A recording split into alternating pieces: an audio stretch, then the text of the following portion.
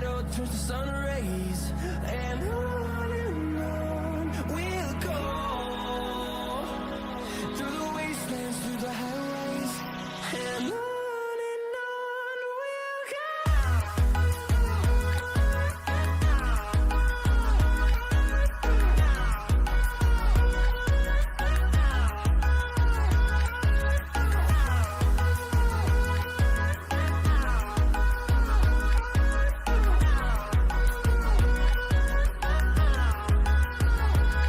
And we'll grow in number, fueled by them to see the horizon, turn us to thousands.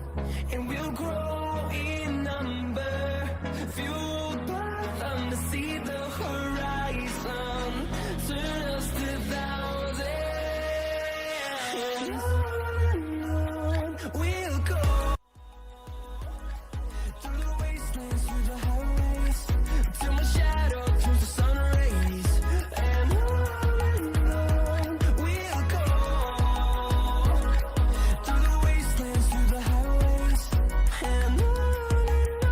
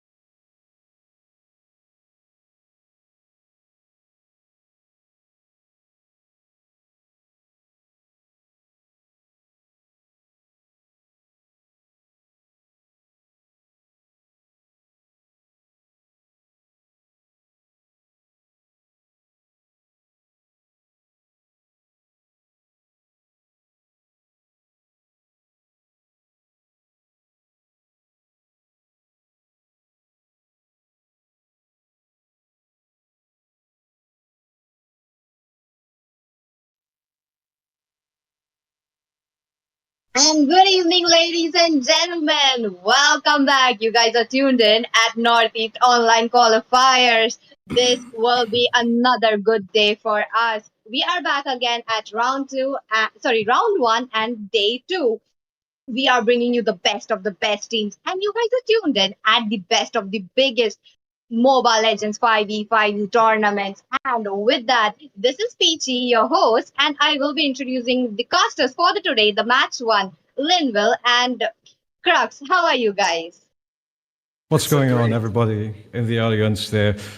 Indeed, me, myself, and Crux here. We're going to be casting the match for the first game. It's going to be Best or Bust versus Future We Trust. And, the first round, going to start us off strong. Maybe here going into the game, probably has a lot of expectations, especially since these two teams are from Megalia. We've seen yesterday Megalia, how they played, and Gang was like absolutely crazy. I believe so. Might have gotten wrong with that, but yeah, Crux. How are you having a great day? I mean, are you having a great day, mate? I think this is going to be your first time casting in the Northeast Cup. So, how are you feeling? I'm kind of nervous, actually, but to be fair, this is all how it starts. And again, yesterday's matches, like you said, Megalia was intensely strong. Yeah. Not gonna lie, I expect way better this time.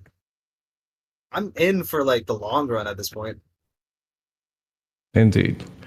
But yeah, I think we'll probably be going into the draft a little bit. So for now, Peachy, you want to say anything to these two teams, at least before we start off the cues?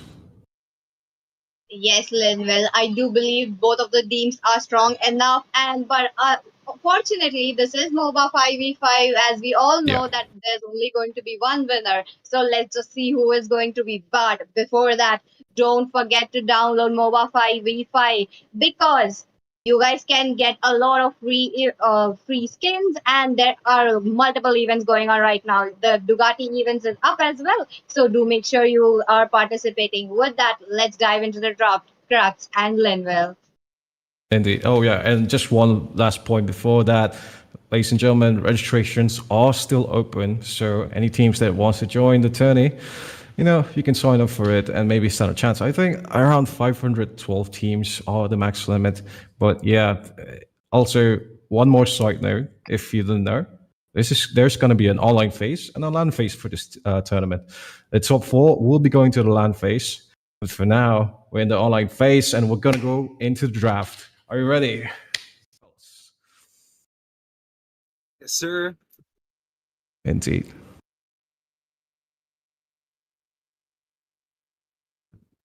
Okay, so now that the match has started, what do you think is going to be the best pick, best band? What's your opinions on the current meta? Okay, so there are a lot of good heroes right now in the meta, especially at least in this current tournament draft standard. A lot of teams tend to offer a good XP laner as a start, especially if you're in the blue side. If you're in the red side, you take a snowball pick with either a meta hero in the sense of like if you go for a assassin route, you tend to take, I think, Vixana or some other XP laner that's very competent, like for example the Ruby that just got banned off. But yeah, in this case, I think either teams will be going off of the standard normal bans here, like the Alice alongside. Although Edith was pretty popular yesterday in the first phase of the tournament, a lot of teams looking out for that, and especially the Mincetar here being a huge counter to a lot of assassins might be, banned off here. To be fair, nowadays I don't even see any of those gold lane heroes, the old OG marksmen playing the gold lane anymore.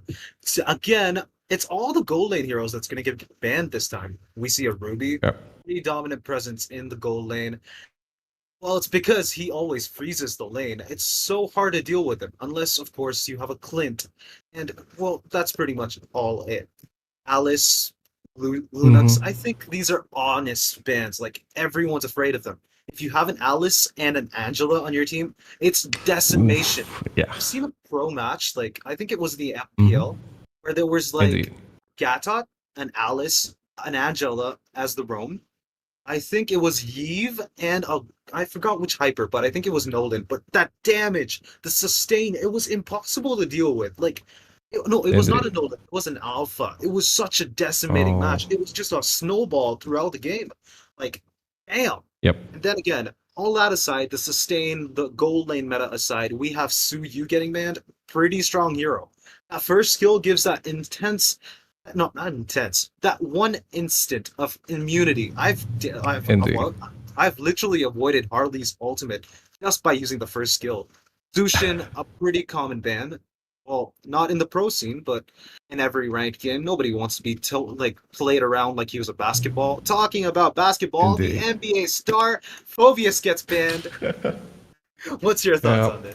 Very strong bans coming in from both teams, but this does leave certain heroes open, like namely the Hylos, the Evid, and even the Arlott here in some scenarios are taken up by these teams here. And you know what the difference is? Like earlier you mentioned, these huge tanky frontliners who also deal a lot of damage, like the Angela and Alice combo. You can get the anti-heal item at some point, but by that time it's already 5 minutes into the game, and that early team fight. Usually, if a lot of teams tend to risk a lot of resources in that, and if you lose that one, that the flow of teams usually tend to downdraft. But I'd say it all in all, it's just in the game, the mindset. But this is a qualifier round, so it's going to be a best of one, and they do need to pull their best for this situation. If you get knocked out early on, it's going to be Jover. But for now, Lord Kaido picking up that chip. Lord Kaido picking up that chip is only going to mean one thing. It's going to be the Avengers Endgame moment where Doctor Strange comes up, brings a bunch of portals, brings out all of his allies, and damn, it's just going to be a massacre right there. Unless, of course, Indeed. Team they actually take Carmilla to counter that. Now that's going to be a really good option, especially with the chip immobilized. Chip just got an immobilize on the ultimate, by the way. It's intense. Like, imagine you're not just slowed anymore, you're immobilized the moment that that ultimate reaches the pinnacle of its range. You're just stuck there. It's like a free Belleric ult? I don't know how to put that, but yeah, it's intensely strong. Well, then again, we see a Khalid. Khalid really strong, as always. Yep. Experience lane, he can just pop up. I don't think he even needs a chip portal. Doesn't need a shortcut from chip. He's just going to be everywhere anyway. And again, an Aurora. Imagine her coming Ooh. out of that portal using the frigid glacier. Bam! It's just Yeah. going to be a devastation. Like, it's going to be decimation all over. And there's going to be a lot of damage, a lot of crowd control build. These very meta heroes coming in from the blue side. Meanwhile, red team here with the strong Ling and the Harriet, as well as the Valentina here, possibly could copy the Chips portal in those scenarios. I guess you'd have an entire, as you mentioned, Avengers Assemble versus Thanos scene here. Thanos maybe, I don't know, being which hero in this case, but we are on to the second draft ban here for this red team. Going to ban off the Hayabusa in this scenario. And it is quite understandable since, you know, Hayabusa against Ling, usually they go toe-to-toe, like in this meta for that. And looking at both drafts, you take a look at blue team. They don't have their jungler. They don't have their goal laner. Ban's already on the jungler here. The Haya could go for a Nolan ban. In this case, though, red team side, roamer required. हर एक कदम आपके business को आगे बढ़ाता है, हर बड़ी जीत और छोटी हार के साथ। अब वक्त है अगला कदम लेने का, एक भरोसेमंद .com डोमेन के साथ, जो दे आपके बिजनेस को एक अलग ऑनलाइन पहचान। ऐसा कदम जो करे आपको बिजनेस के लिए तैयार।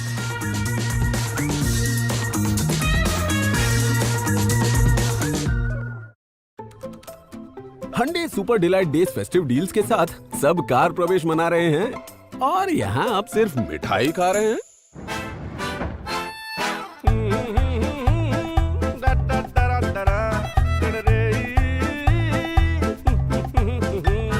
तो आप भी उठाओ इन फेस्टिव डील्स का फायदा। हंडे सुपर डिलाइट डेज के साथ आप भी कार प्रवेश करो, पर थोड़ा जल्दी। फेस्टिव सीजन के बाद नए नेवर बिफोर ऑफर्स मिलेंगे, ना मिठाई। This time. Yep, indeed. But even if you take the King's Calling with the Valentina, at that case it's just 50-50 because the King's Calling is a dash also to activate. It's difficult. Arlott here coming off with the ban also. Quite understandable. Arlott against the Khalid, sort of like a 50-50 until it gets abilities. And Arlott sort of wins the trade and prevents Khalid from roaming that frequently, which is the plus point in having a Khalid. You do have the passive for being almost everywhere around the map, as you did mention. With the chip, is quite feasible. But we have certified Big D here with the Tigreal. It's going to be quite powerful in those team fights, especially if everyone comes through the portal. I think he just could camp that spot. To be fair, I'd expect that Valentina to copy that Frigid Glacier every single time. It's always going to be 777's ultimate being stolen instantly the moment that he's been seen on the map. Valentina's just going to come there. Frigid Glacier, ta-ta, bye-bye. It's honestly going to be Chip engaging, Tigreal following up, Valentina following up, and maybe an Aurora following up. But I don't think they actually would be able to because Ling will always be on that Aurora. Then again, a Bane Yeah. jungle. Do we see that happen?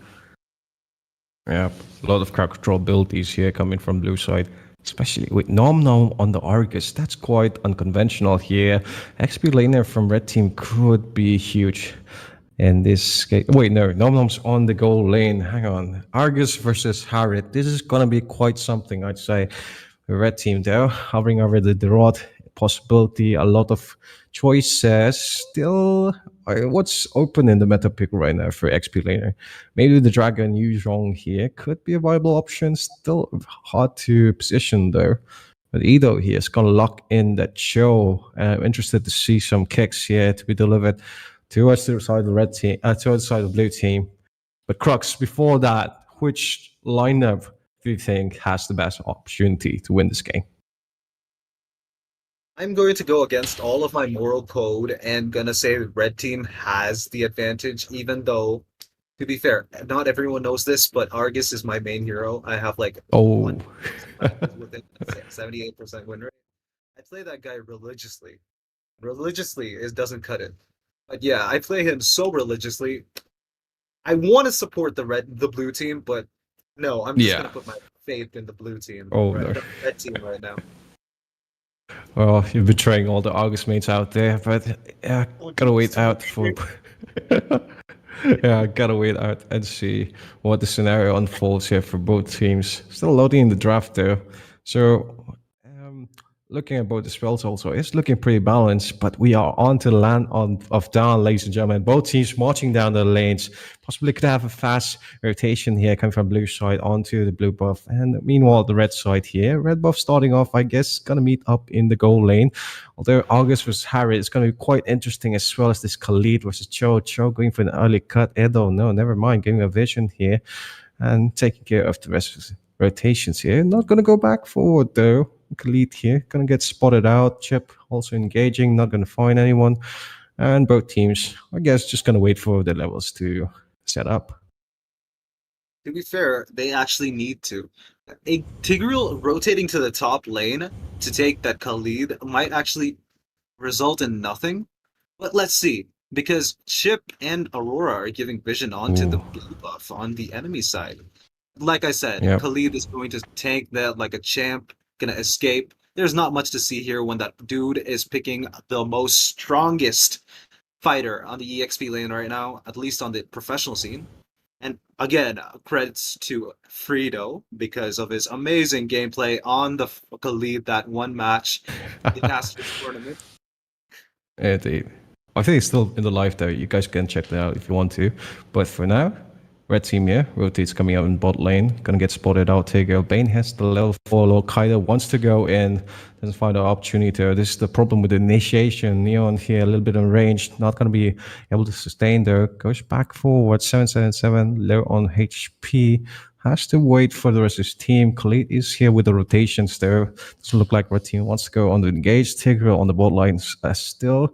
And the turtle gonna be spawning up, but Tigreal here going on aggression with the Argus, and Harriet does have the chrono dash, tries to go in. Nom so low on HP, still surviving. How is he still alive? Very unfortunate. Chip here coming to the re-engage though.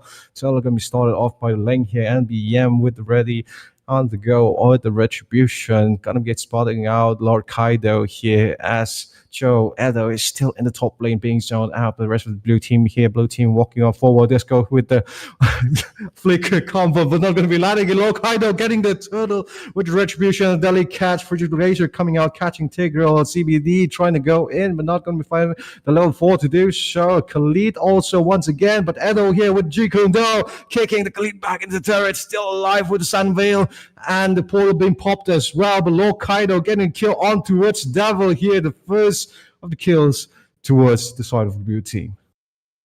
Yes, sir. If you noticed, Cho and Khalid both are actually engaging onto the turtle fights, taking initiative for the team. But Tigreal, when he went to actually gank the Argus, he made a fatal mistake because the turtle was up, and that was not a good chance for them to actually trade in one kill for one turtle.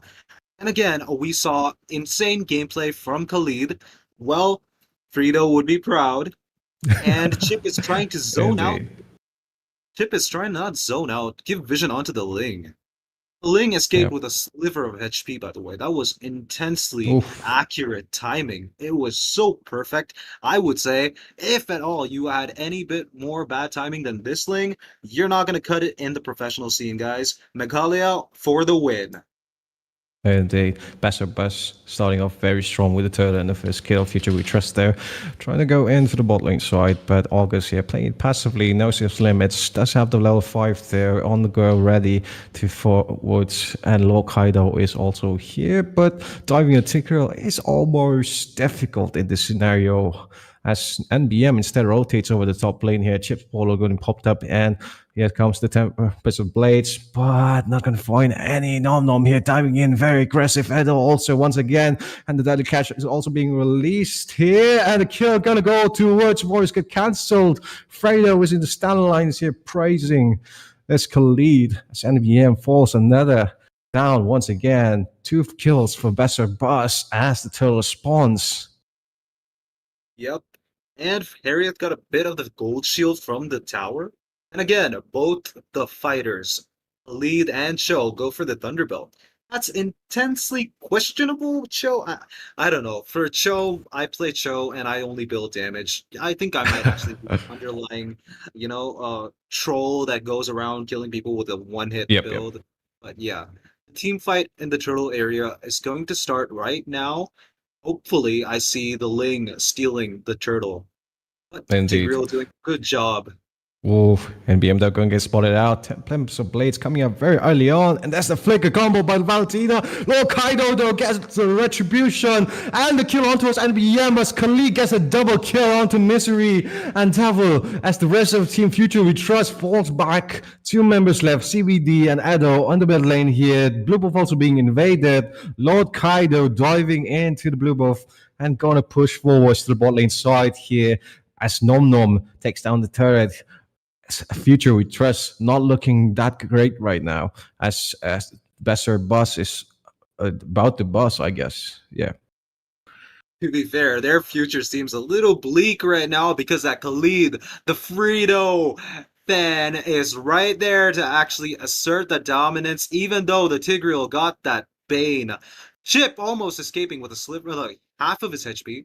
Gets pulled in with the Sacred Hammer, but it's all alright because Chip can run away in an instant. Then again, back to that whole team fight, going to be honest with you, even though Tigreal got in the implosion onto the Bane, that Khalid's engage with his ultimate just put that nail in the coffin for the Ling and the Harriet, because honestly, that was such a well-timed flicker ultimate. I cannot begin to express how impressed I am.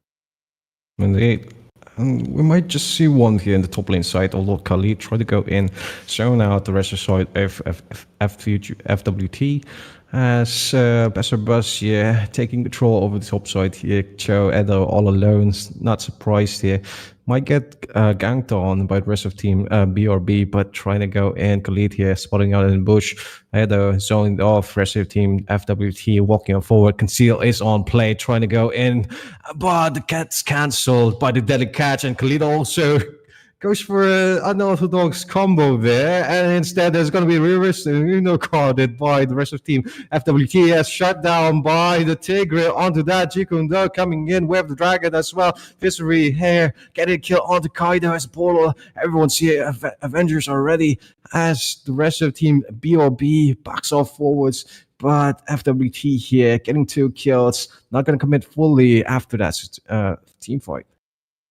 Of course not, because that implosion, even though it was cancelled by the Deadly Catch, it was a nail in the coffin for the Bane. A Chip goes he's down. He goes down for the count. Insane gameplay from Ling and Harriet, chasing him with all those dashes. Chip had no chance, even if he had to run.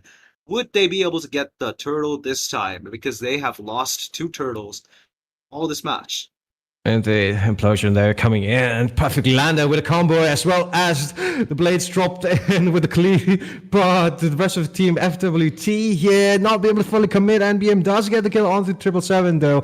However, 2 kills forwards, 2 wires get cancelled. This Khalid is quite a menace to FWT, as he's able to, he's just so tanky and he just does so much damage. It was a 2 for 3. It was such a, okay. it was such a good team fight. I was trying to keep up. I did keep up, but it was so interesting not to actually see the fact that Ling almost escaped from the Argus. I wanted the Argus to get that kill, but he got the assist because Khalid wanted that triple kill, and he got the triple kill. Show kicking him into the tower my. with the Way of the Dragon. Yeah. Khalid has no chance to escape Clean. that. Gets caught with such a basic combo without even the flicker. I'm gonna be honest with you. How do you expect to be caught without a flicker on the show? Well, slightly underestimated, maybe. I don't know. Caught in the middle of nowhere here. 4 members of BOB ready here for the revenge. Deadly catch, though, not going to be landing. Instead, turret's going to be prioritized. Nom does finish it off with the deadly catch as well. Their FWT here going for a split instead. 3-1-1 composition. Harriet here in the middle lane, and was Ling does get the bottling turret, though. Lord Kaido is running off, trying to go for a taker, perhaps now getting the lethal in this case. And the rest of the members here looking for an engage, possibly. Might just go on to the ship. No, gonna dashing out quite in an instance there. CVD not going to be fully committing. Does look for the big implosion. Perhaps there, Khalid might just be catching Cho here. Doesn't go forward. And the rest of team FWT trying to go in. No, Lord is going to be spawning in a matter of a few seconds. Well, from a 19,000 to 15,000 gold difference, they actually caught up, and it's just a 1,000 gold difference. The team on the red side, I'm actually rooting for you. Try a little bit more into that team fights. The Valentina has so much value. I would say he's bringing in the value without any shadow of the doubt. But there is also that tower difference. But Argus barely escaped with that demonic arm. He barely escapes that implosion combo from that 3 people. I'm going to be honest with you. Even if the pushing is going on, Bane can't really do much. He gets caught. But NBM here trying to go in and gets the kill. A lot of damage coming in. 3 members committed fully though, FWT here. Khalid trying to get a trade-off, but it's a bit too late. Just might get caught in a stray bullet. The rest of members, FWT trying to go in, perhaps 5v4 right now. Turtle spawning in. Rest of the members of BOB are prepared. Edo going to be the first one to scout it out, trying to go and get the Aurora, but flickers out. Chip is going to be alone here, trying to deal a bit of damage with the chrono dashes. Harriet there. Small Force still active. Does destroy the portal. Rest of members of BOB here trying to re-engage, perhaps. Never mind. 3 of them are present. August, they're going to go for a split push in this scenario. The lead is struggling a little bit. A lot of crowd control. Billy is coming in, and NBM going to shred him down. There comes the Tempest of Blades. Aurora passive going to be proccing it, but gets taken down once again. As Lord Kaido being the only frontliner here. Chip trying to provide a bit of support. Devil does go down to that case, but NBM finish off Lord Kaido. It's only the Chip left, and NBM trying to go for damage. No, never mind. Goes back for healing up forwards. Nom is here with the re-engage for BOB, and it's only a Tigreal tries to go in. Nomnos does still have the ultimate intact and gonna get a retribution. No, not being committed. It's still in the cooldown. Does get the... Oh, wait, he doesn't get the red buff. Oh. Damage from that retribution, like when you pick retribution, every instance of time that takes, you get damage onto the buff that you hit. That is what got the Ling the red buff, even though Argus and Chip were actually breaking into his home, taking the red buff as hostage. But then again, we can all see that Harriet, I'm going to be honest with you, had such a bad time in that fight, the fight before, where he got caught in the Frigid Glacier in the Zaman Force. But then, too, the deadly catch from the other side, he couldn't do anything. I felt so bad for him. Now they've caught up in terms of farm, and they have a 200 gold lead. And the CVD trying to go in here. Does go with a flicker implosion effect, as well as the Frigid Glacier. Misery getting the revenge kill onto 777. There, Wave of Dragon bottom dropped out on towards the Khalid, but he flickers out of danger here. As August Nom so low on HP has to force back. 2 members of BOB here present. Lord Kaido trying to finish off the Harriet, and it's going to be successful in doing so. Misery taking down 2 for 2. Both members ready to engage again, but it's just going to be NBM forward side of the FWT as Nom once again dashes up forward, tries to finish him off, but the mobility from the Ling allows him to escape. So Lord going to be started off there by the side of UAB here. Enhanced Lord might add retribution. Not going to be ready yet to be rushed for this Lord. Edo here being chunked down a little bit. Does use the flicker to try to connect, but not going to find anything. NBM also. Kaido here with the deadly catch. Lord with the 1 bar of HP. Implosion coming in with the Tempest of Blaze. And NBM is going to finish off the Lord as Shutdown though, as BLB gets 3 kills in the trade process. Well, FWT does get the Lord in that scenario. Well, even if a Luminous Lord is lost, the enemies on the red team don't really have a chance to push it because Argus is right there to take it down. And Chip engages on the Harriet using the shortcut. Do you think everyone's gonna come in? Perhaps no. I mean, they are already present in that part of the map, but I believe that was a bit of an aggression to sort of get misery in that case. But Devi here being chunked down a little bit. Turret gonna be taken down by Lord Kaido there. POB, rest members still present on the aggression, has to clear out these enhanced minions from both sides.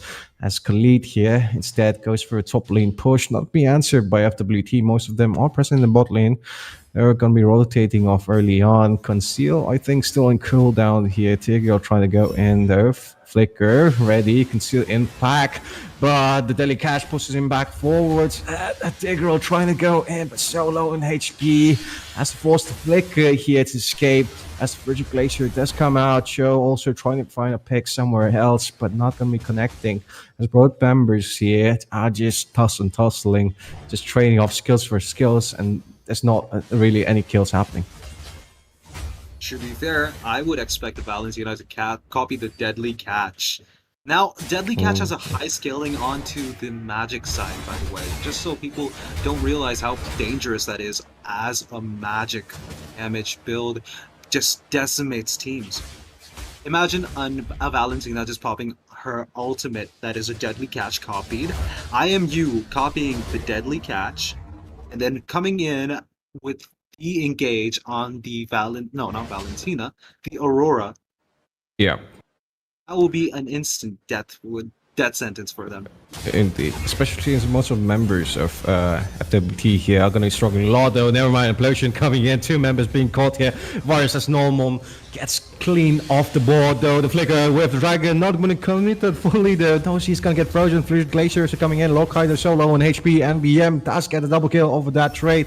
Portal also still present, but it's just got 777 and Venzir left as Venzir is lost and gonna be taken down by Misery to the healthcare center as FWT here getting a clean 4-0 trade-off. That was hard to watch. I'm gonna be honest with you. Argus didn't even have time to actually, pop his ultimate. The Eternal Eagle was not even used in that team fight. But because of that 4-0, they actually are able to take down 2 of the mid lane towers with ease, absolute ease. Aurora popping that complete freeze onto the Tigreal, hoping maybe Tigreal actually would get caught by the Argus, but nope, that's not gonna happen. Yeah, BOB here trying to stall off some engages, has to maybe focus on these crucial damage dealers. Instead, slightly difficult with Edo being there and BM there. Gonna get the Lord in that case. Lord Kaido being caught off there. Gonna have an implosion landed on 2 members of BLB here. Link trying to go in with the Tempest of Blades. Not gonna find a dash though. He's still alive. Never mind. Gets taken down. Killing spree for him. Double Kaido as well taken down. But that's a revenge trade of Virus still in the front lines trying to survive with Nom Nom. Dealing a bit of damage onto Devi. Yes, he does get a trade off. It's just CBD left. Chip cancelling out the recall. And this has been happening again and again. Future WT here not being able to close it up, and instead CBD has to force to be back as the Lord is pushing down the mid lane turret though. If they're not on time, could be in a bit of trouble. No, Minion's gonna be spawning in perhaps here. Nom Nom is here with the clearance, trying to chunk it down, and we'll be able to do so. That's another Luminous Lord. Can't waste what side future we trust. Luminous Lord I don't think has any value. He's just going down without even pushing 1 tower. I don't think the red team should actually be taking Luminous Lord, because the moment that they actually took Luminous Lord, Lane's buff might get stolen, but no, he has to pop in the Retribution to secure it. That was a good move. Khalid gets caught off guard by the Harriet. Zaman Force could not do anything with the Sand Veil, was totally wasted. It's alright, because in the end of the day, 4 people are there to defend, and all of them have insane ultimates. Tigreal doesn't have flicker. His flicker is on cooldown, so there's not going to Yeah. be an insane, game-changing game ultimate from his side. But that's okay because they're able to pick off one tower by a one. That's all in the match's plan. It's all going according to plan. Chip Oh, is in trouble. Busy here. Yeah, stuck a little bit. NBM gonna take him down there. 4 members of FWT there present perfectly. It's just 2 of them left here. 3 members of Team BOB trying to defend these turrets and inhibitors. Only 1% left there. Lord is gonna be spawning in for stat. There are 4 members trying to go for engage, possibly now denying some space here in the jungle. Lord is going to be swelling in. They do have some time. I think it's a little bit stale right now. Edo there trying to reinforce onto us with Argus here. Nom Nom has forced back and dash out of the danger situation. Misery, they're going to clean up the turret. All inhibitors gone for the side of BOB. It was such a one-sided match in the starting. The team that did the best is now on the losing side. Right now, the blue buff has been taken and the little creep has been left behind so that it doesn't reset. Bane is having a hard time because of how good they're all playing. I'm not gonna lie, all the towers. I expected the team to be able to completely decimate the red side's map. I thought the red side would not have any towers. Presenting the new Tiago ICNG with automatic transmission. OMG.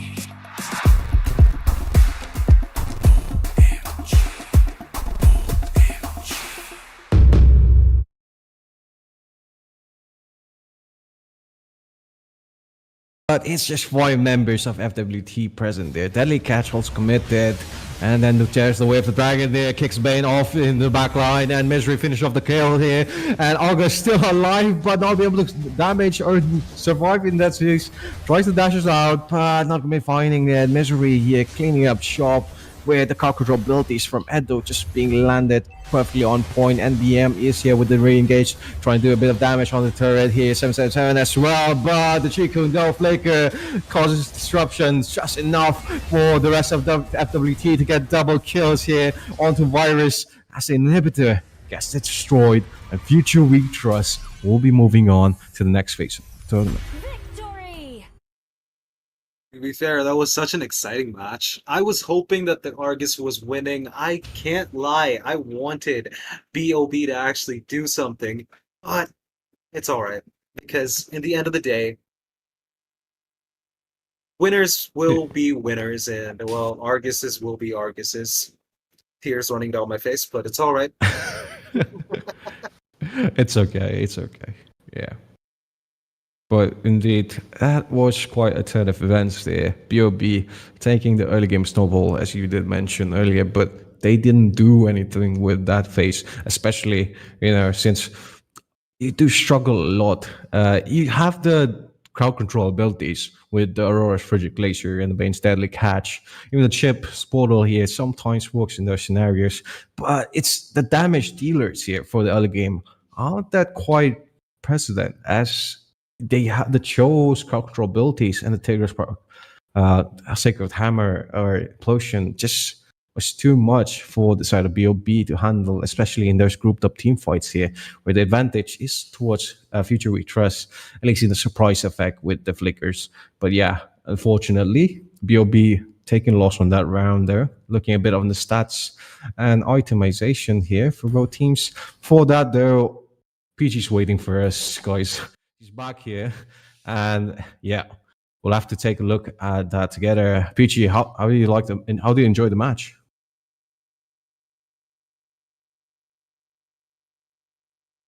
PG, your audio. Am I audible right now? Yes. Okay, so that was quite an exciting match, I have to say, because the Chip, that Argus, and in Future We Trust, they actually managed to pick up the aggression to themselves. That was the biggest thing that they actually shown us into this match. Indeed. And there's engages here, perfect implosions with the flicker. Especially, Chip got caught off so many times in those important team fights. The frontliner being majority the Chip, just, it was too much for BOB to handle, always being down one man. I think August in a lot of scenarios did go for split push instead of those team fights, which did cause a lot of problems later on. So, To be fair, I would say the only counter to a Tigreal would not only, would be either a Diggy or an Akai. Because I've seen dads and sons play Akai and completely make Tigreal like, I can't even imagine Akai being a hero that could actually completely make Tigreal useless, because Tigreal is the only hero with the CC, the crowd control ability, rated by Mobile Legends as a complete 10. yep. Now that's a complete 10, guys. Complete 10. He has all skill CC.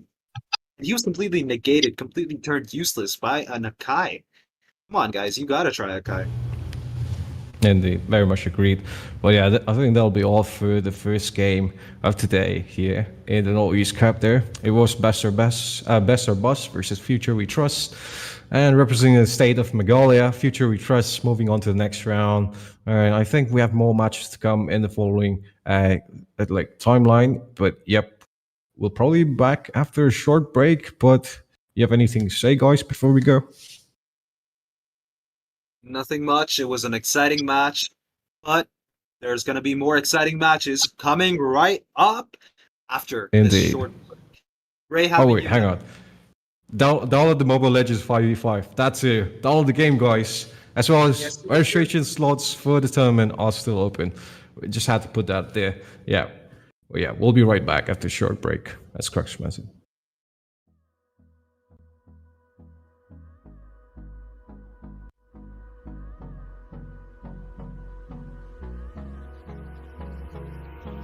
Hold me close till I get up. Time is barely on our side. I don't wanna waste what's left. The storms we chase are leading us, and love is all we'll ever trust. Yeah, no, I don't wanna waste what's left. And on we'll go, through the wastelands, through the highways, till my shadow turns to sun rays. Every piece of our culture carries the heartbeat of a rich and storied past. Drawing inspiration from tradition, bridging the past and the future.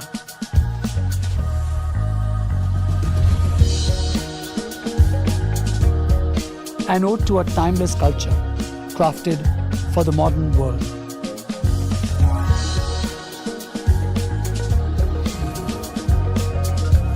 The Oppo Reno 12 Pro. Life along the way, melodies we haven't played. No, I don't want no rest. Echoing around these walls, fighting to create a song. I don't wanna miss a beat. And on we'll go, through the wastelands, through the highways, till my shadow turns to sun rays. And on we'll go, through the wastelands, through the highways, and on we'll go.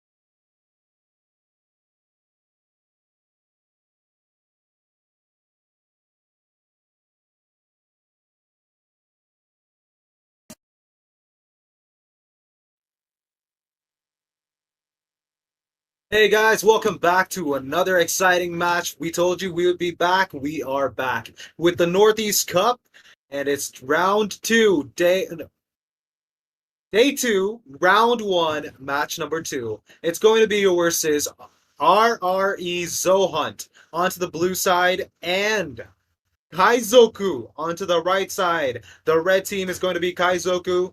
We're going to see some One Piece action here, guys. Get ready for some exciting Zoro gameplay. And we have on the caster desk the magnanimous, the most amazing Linville. With him, we have the most amazing caster I've actually met, Ichi. Welcome, guys. Thank you very much, Crux, for the info. And yeah, ladies and gentlemen, it is the round one of the second match of the day. We did see the first match there, and it was quite the change in pace with the comeback there done by Future We Trust.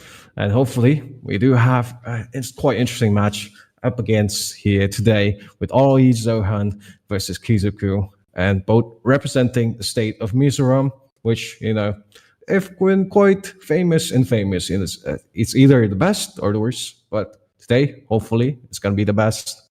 But yeah, Peachy. And to remind you guys, each of the states will be representing one team and they will be qualified for a LAN tournament that will be held in Assam. With that, I am kind of excited to see the matches because it is Zohan. They are one of the top squads in India right now, but slowly they are climbing up and they are kind of actually securing that spot as well. So that is where these other big squads are actually participating. With that, I am truly excited. Crux. To be fair, I'm going to be excited for this match. I want all of this to just be like everything that I've actually expected from Mizoram players, because I've played with Mizoram players and they're amazing. Absolutely amazing. I don't know where that meme comes from where they're like, you're Mizo. No, hell no, guys, do not do that. Because I have played against them. I can't begin to tell you how depressed I feel after playing with them. And man, imagine playing against like a really good like Mizo Indeed. savior. Yeah. Oh my god, I'm getting PTSD again. Oh. But yeah, I think we'll probably be interested to see what they have in store for us here. As I did mention, Crux here, quite high expectations here coming in. But we will be going on to the draft now and see what they have in store for us. But yeah, so far, it is going to be quite interesting to see.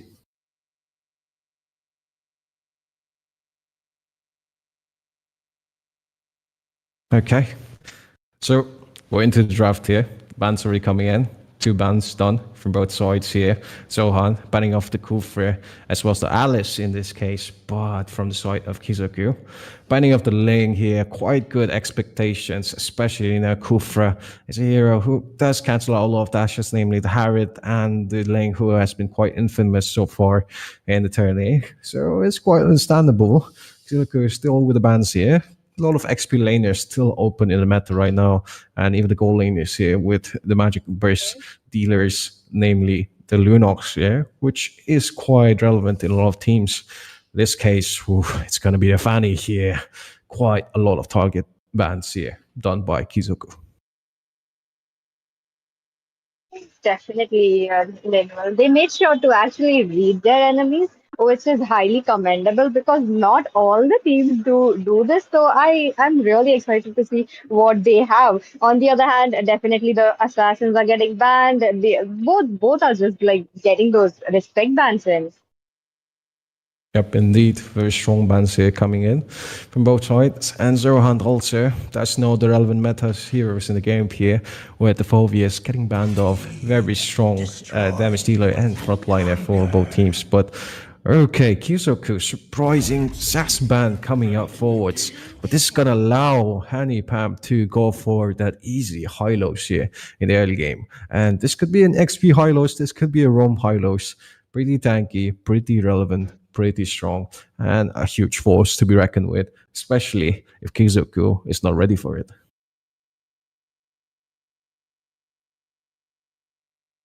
Lynn will look at that. The first bans are already in Team Zohunt. Oh, without wasting any time, they picked up a high loss. That means they will be trading out two of the possible good heroes. Look at that. They are just not wasting any time. The Aurora is coming in, and a Suyu possibly. I'm really liking that Suyu pick, and I think that is a good trade against high lows. Don't you think so, Oh, Lynn?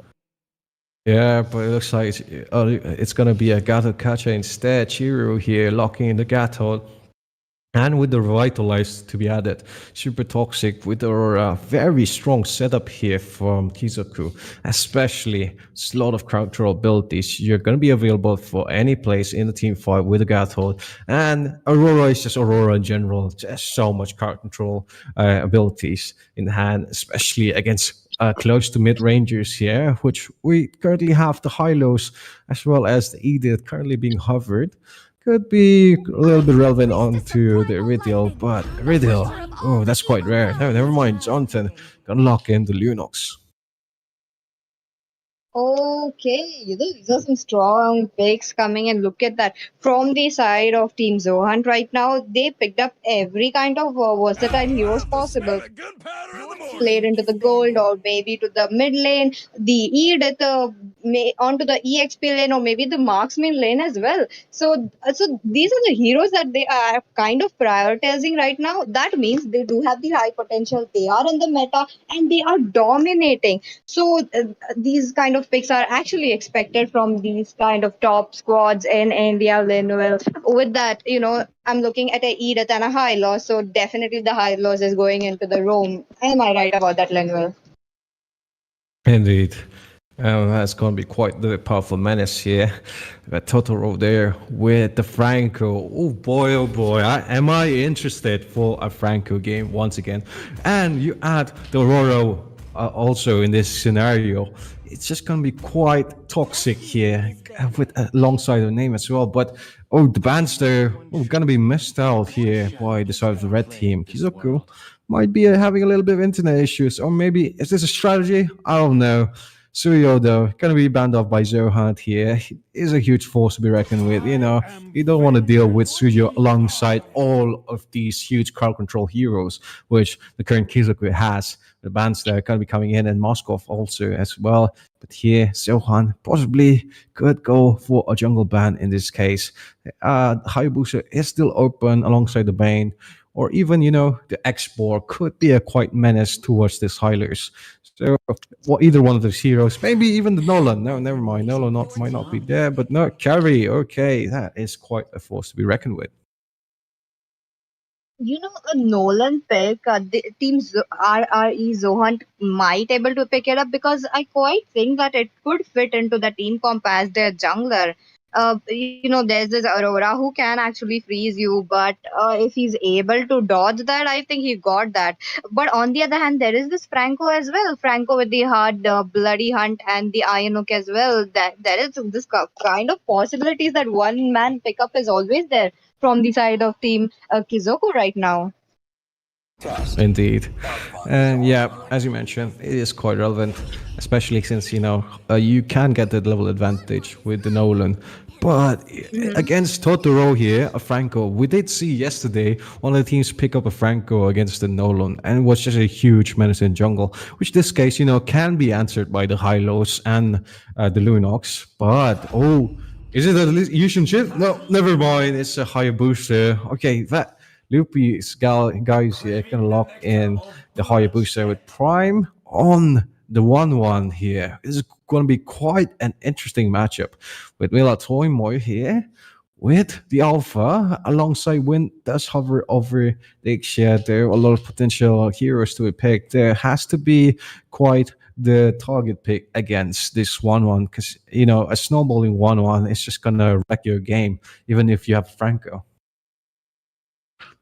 Definitely, Leonel. For a few seconds, I think Loopsy guys actually had our hopes high that he would be going with the YSS spike, but looks like the Hayabusa will be coming into the play from the side of Team RRE Zohan. On the other hand, I have to commend that pick of the Bruno against a Hayabusa. you had the last pick. You're looking at your enemies as well. You have a 1-1 against you. Is this the right pick, Linville? Oh yeah, maybe I'd say in the early game they do lack a little bit of their damage with Kizoku here lacking in that section. So most of the team fights might be oriented towards the goal lane side, and you have to have that advantage against the 1-1. Bruno might be able to shut it down in the early game, mid to late, possibly two-shotter if doesn't have the win of nature. But in this case, though, it is quite a fair matchup. But before we go in, PG, which lineup do you think are you gonna be favoring at least for this game? I am favoring towards Team RRE Zohan this time because they have the high loss, they have the 1-1, but maybe not so into the early game. We might not see a lot of action coming in, but Yeah. those pickups right there, I think this is going to be exciting, Linwell. Indeed, the potential for RE Zohan here is quite strong, especially, both teams, they do have these bulky frontliners here with the high lows as well, the God of Gacha, both revitalize. So a lot of team fights are going to be happening, at least in the third lane scenario. But we are on to the Land of Dawn, ladies and gentlemen, both teams marching down their lanes. And before we go on forward, don't forget to download the game Mobile Legends 5u5 if you want to participate in the tournament, which, by the way, registrations are still open and we have some slots here for the tourney if you want to participate. Two phases of the tournament here. But, yep, buffs there. Going to be started off by both teams. On the red side here, blue buff, purple buff, high boosts are going to start with the orange buff. Most of them going to meet up in the goal lane side. High lows, Jonathan trying to force out the retribution perhaps very early on. Super toxic, still hovering over that. Not, I think, lagging a little bit maybe in that case. Prime is going on with aggression. Totoro trying to answer back and force hook maybe perhaps not going to be landed though. Iron hook going to be missing. Hanipa here with the engage. Not going to be finding anyone. Forced to go back here. Invades though, coming in very strong here by Jonathan from the side of RE Johan. It's just denying Toymoy all of his early game space here. Hook also not going to be landed, unfortunately. Retribution not going to be used here. No, never mind, doesn't have it, but able to take the red buff. Secure perfectly well. The high loss is so content. Look at him. He's just going in with the ring of punishment. He's so Ooh. aggressive, but looks like the first blood Yeah. almost there. And it will be the Aurora picking up the first blood. It was an over aggression coming in from Team RRE Zohan right here because once you are actually trying to bait out that retribution, he should have backed off, but I think that was just not the play that we Team RRE Zohan wanted to show, but looks like we got it. But on the other hand, the turtle will be spawning up. Right now, there is some kind of lead onto the side of Team Kaizipur already. Yeah, blue guys here trying to make a play. They'll not may find the edge. Jonathan also trying to walk up forward. Doesn't have to revitalize. Both teams using up the spells. And Turtle, as you mentioned, spawned in. They are ready here for the engage RE Zohan position very aggressively towards Skatakacha's side. Can catch him off guard. Super toxic also in blue scenario. But they catch on the Gatochiru here. Force it back off with dash. Dusty Miso pops in the ultimate, dealing a burst of damage. Flickers out of the Alpha's range here. Honeycomb trying to go in. There's a Hayabusa Qual Shadow coming in. Doesn't commit the Shadow of Eager and goes back instead. Toxicity. Gonna miss out the hook there. As Jonathan backs off forward. Perfect zoning here. Perfect positioning by RE Zohan. Definitely, Linwell. They made sure to get the river area control so that he would be, wait a minute, into the mid lane. Yeah, I think it's going to survive there. It doesn't have full commitment. Passive procced, so that is quite a turn for RE Zohan here. But Jonathan is just so aggressive, right? He does have the level 4 Totoro also, but not going to be denied here. And I think just hovering over and just taking so much space here away from Kizuko. Jonathan is definitely over aggressive, like in those situations that it is not needed. But his zoning ability, his vision giving ability is so on top notch that look at him, he's already giving up a lot of space for the mates to come up slowly, rotating towards the top lane already. Hayabusa already in some kind of position, like he's trying to see if there's anyone he could catch off guard. But that's the role of Hayabusa. That's the thing, you Yep. know. Oh, but our hook can be landed. Oh, towards the Bruno. And Prime getting taken down. Hayabusa here with the Ogi Shadow kill, but dealing a lot of damage. Not going to be finishing off there. Honeypam doesn't have the Abyssal ultimate here, Chaos ultimate to finish them off. They're so low in HP. Wants to go in. So tempted. Honeypam playing off the lanes. Does have the ultimate. Trying to go in. Lopi's guys there in the mid lane here. Cutting off and engage here with against the Argus. Against the but trying to go in. Brilliance ultimate being popped, a lot of damage being bursted down. Win for Jonathan, but Iron Hood back into the turret. Super Toxic getting a double kill. Kizoku here getting huge trade-offs. The Butcher is definitely cooking. What an Iron Hook coming in into the top lane. First it was the Bonbon, then it was the Lunox. Oh my god, that was a point right on, I have to say, Linville. On the other hand, another turtle will be spawning up. This will be the second turtle. While both the teams are fighting out for the river area control again, Gatotkacha is there for the helping his team again. Even Edith is available. This is, I really have to say this is going to be a very exciting battle Yep. that would be coming But in. Super Toxic there, getting taken down very early on. There's a mix down for the side of Kizoku here. 3-4 Galliers are going in onto Jonathan, dealing a burst of damage, but not going to be finding anyone. Instead, going to be flipped by the Edith backwards. And Jonathan here struggling a lot, still so tanky. Edith there, gonna be bursted down. Does pop the ultimate, but Loopy guys here finishing off the turtle on the side here. Mila Toymoy gonna be taken down by Dusty Mizo as Clearlands, 5 of members of Zohunt here, clearing out Kizoku, ready for a mid-fight. Prime still on the front lines, not really liking off, taking the blue buff, purple buff here. In this case, Retribution not ready yet, and the rest of the team, Kizoku, trying to cancel it, and instead it is going to go to Honeypam for a much needed mana regen. Oh, I told you this is going to be exciting. Look at that, another engage coming in. Yeah, very strong here. Pop out the glorious pathway, but Jonathan not going to be finding anyone in the side of the enemy turret here. And quite a difficult scenario. Concealed play though being unactive. Jonathan marching out forward with skill 1. Trying to dash Honeypam, dealing a burst of damage with the Chaos ultimate, but going to get hit down in the turret. Jonathan so low on HP, still survives. Does have the revitalize. No, never mind. He was popped already. Prime here trying to go in with Prime Gaming, dealing a burst of damage, but not going to be finding anyone. There's all members of the side of Kizoku gets in the turret, and the orange buff gets reset at the concealed play by Kizoku, trying to go and force Prime backwards as Honeypam still in that bush, ready for a disengage, ready for catching off someone. Possibly could be the Bruno. No, never mind. He goes back, and in the bot lane here, Loopy guys getting a turret. Scot-free, gets away with the quad shadow. Still mid lane fight here, getting Frigid Glacier being popped out here. Jonathan still tanky and healthy, gets hooked in the turret though. Dusty Mizo gets taken down, and a precise ultimate by gonna catch it. Docks 2 members of the side of Zohan here, but double kill for Honeypam in the back line, dealing burst damage. Loopy guys perfectly on sync with the quad shadows and gets another kill. 3-4-2, still on the fight. Cheru, half HP, wants to go in, but Ryan here calls to back off as the rest of members are still pushing on towards mid lane. Arizo and the quad shadow being landed perfectly, but not going to have the Ogi shadow for finishing off the deal as both teams reset after that long fight.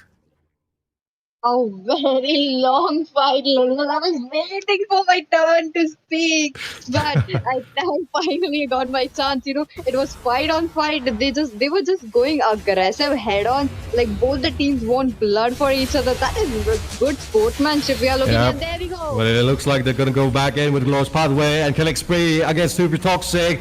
Prime here as well, but a massive hit by the Gacha. Not going to be committed fully. He's all alone in the front line. 3 members keep Kizoku. So low HP. Killing spree for both of them as Prime also gets the kill.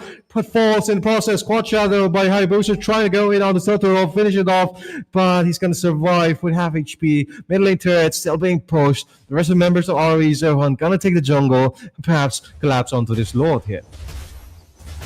What a team fight coming in. Little, I have to say, and I have to mention how there is this Franco, there is also the Aurora to pin down that Hayabusa or probably the Won as well, and they are rightfully doing so as well. Look at that trade. It was a 1-for-4 trade, not a good trade from the side of Team Kaizoku, but they are still doing so well. You know, they managed to get 7 Yep. kills so far, but looks like the Lord already taken into the hands of Team RRE Zohan. This will be an uncontested Lord because right now Team Kaizoku, they are lagging behind those gold even on the kills. It is not favoring them right now. At the max, they could actually do a very successful Lord defend, or they will be losing out the turrets. Losing those turrets at a level 1 Lord is really not advisable, and they really should actually cater to that. Indeed, very much so. The waves are going to be synced perfectly, at least in the mid to the bot side here. Kizoku are trying to defend a little bit, but it's relying a lot on this Franco here to land those iron hooks.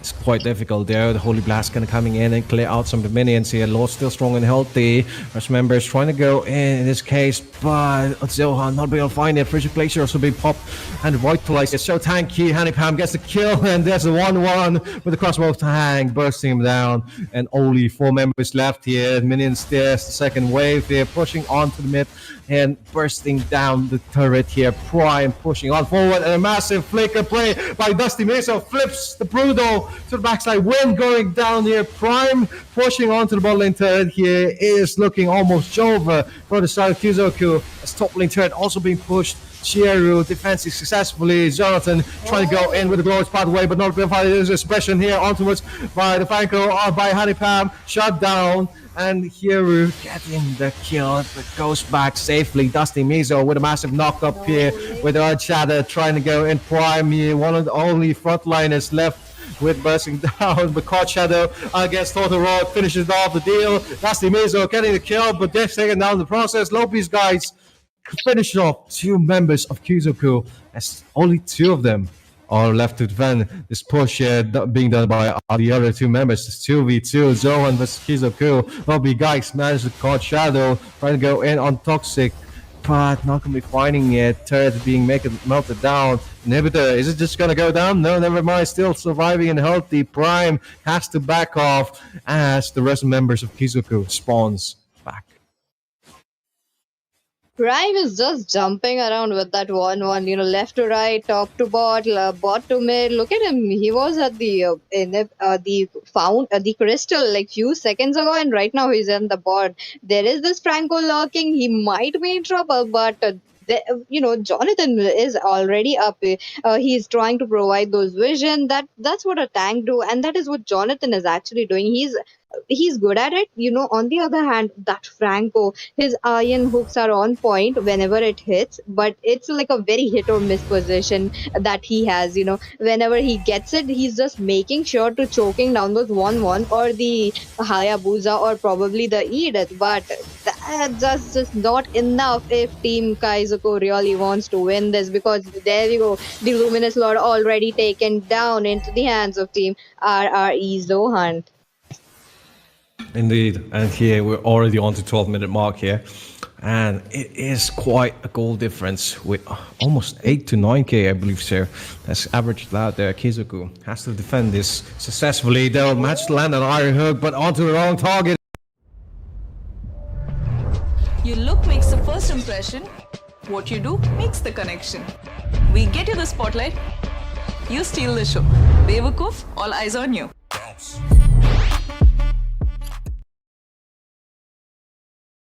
Loopy guys, not gonna be able to get the quad, and instead third gonna be finished off before the game ends as Ari Zohan takes the victory, takes the dub over Kizoku, and moves on to the next round. Oh my god, that was basically a a maniac, I have to say. You know, if the base wasn't taken down, I'm Yeah. pretty sure that that he would have gotten that. It's quite unfortunate. But yeah, it was quite an interesting game. Crux was watching along in the sidelines, and which team were you rooting for at the beginning? And in the end, like For Kaizoku, because of course, One Piece. the One Piece is It's in the real. blood, Yeah. my friend. It's in the blood. But I'm sorry, man. They can't actually live up to Man, One Piece. If yeah. Loopsy and Dusty is on their backs 24/7, you have no chance. I'm sorry, man. Kaizoku, you did great. You got a great name. You got a great team. Better luck next time. Yep, quite unfortunate there. So Hunter, second up, taking the victory, 2011, I believe so. And it was quite the spectacle to watch there. PG almost did have a chance to catch, because there are team fights after team fights, so many scenarios. And I believe at least Zohan there, they had the aggression from the early game in the start with Jonathan there on the high-lows. It was just not letting any space to be given onto Kizoku, which, is the lack of control. Because of that, the Aurora and the Franco, you lack the punishment for the high-lows. And if you're not landing those iron hooks, it's a very tough call, especially even if you have the bloody hunt there. The rest of the team, if Ori, Johan, they're just going to come on with you. I mean, it's just going to be the initiation for the rest of them to start off. But yeah, that was quite a game to watch, yeah.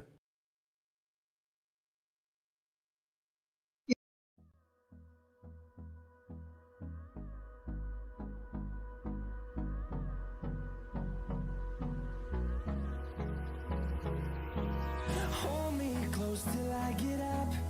Time is barely on our side. I don't wanna waste what's left. The storms we chase are leading us, and love is all we'll ever trust. Yeah, no, I don't wanna waste what's left. And on we'll go, through the wastelands, through the highways, till my shadow turns to sun rays. And on we'll go, through the wastelands, through the highways, and on we'll go.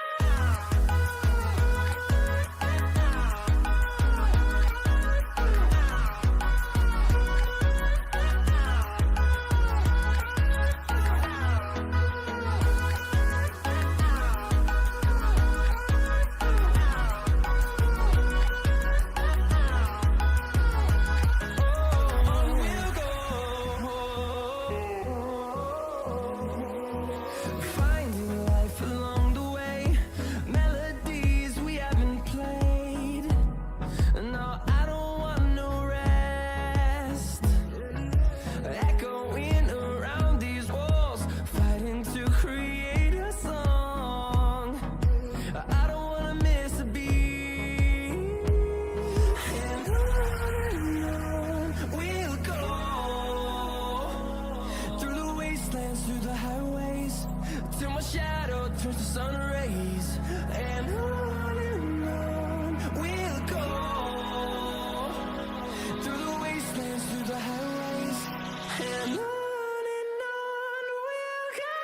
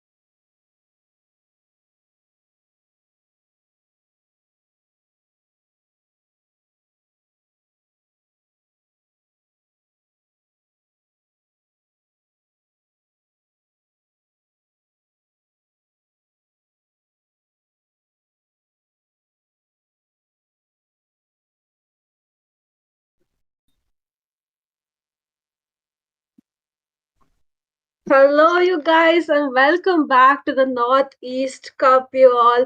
Thank you for staying with us during that short break, and we are ready to take you into the next match. Meanwhile, though, we're in day number two, match number three of the knockout stages of this tournament. Now, teams all over India are competing for a chance to, participate in that land event that's going to be held in Guwahati.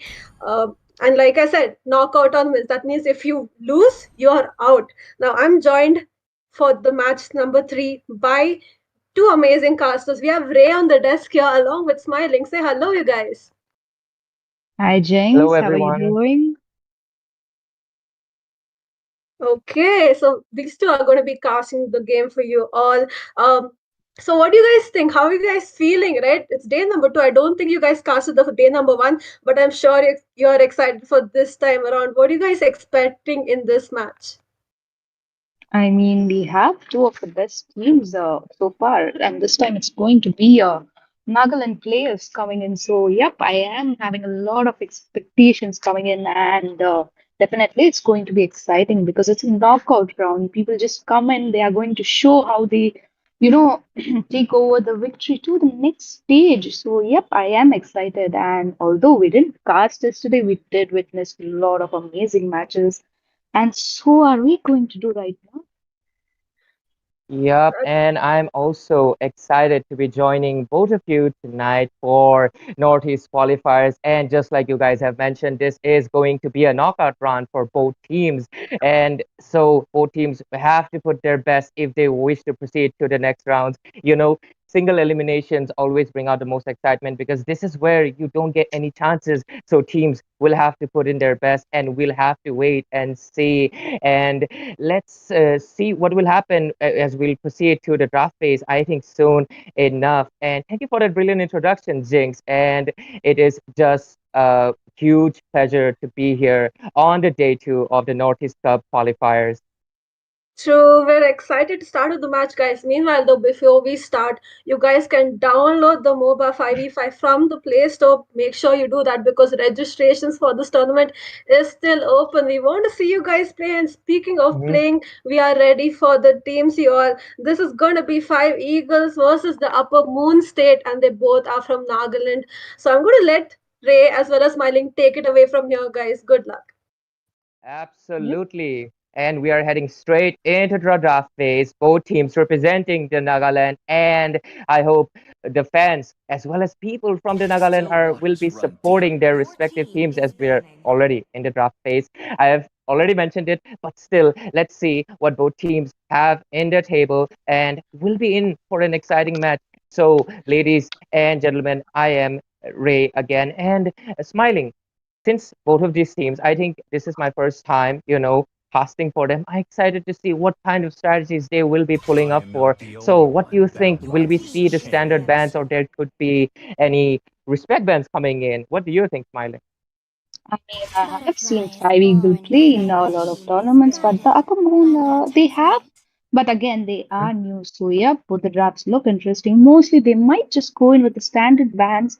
But, let me just tell once again on the blue side, it is Five Eagles. And on the red side, it's going to be the Upper Moons. We can already see the ban phrases up. There is that Ling being banned. We don't want to see a Ling assassin.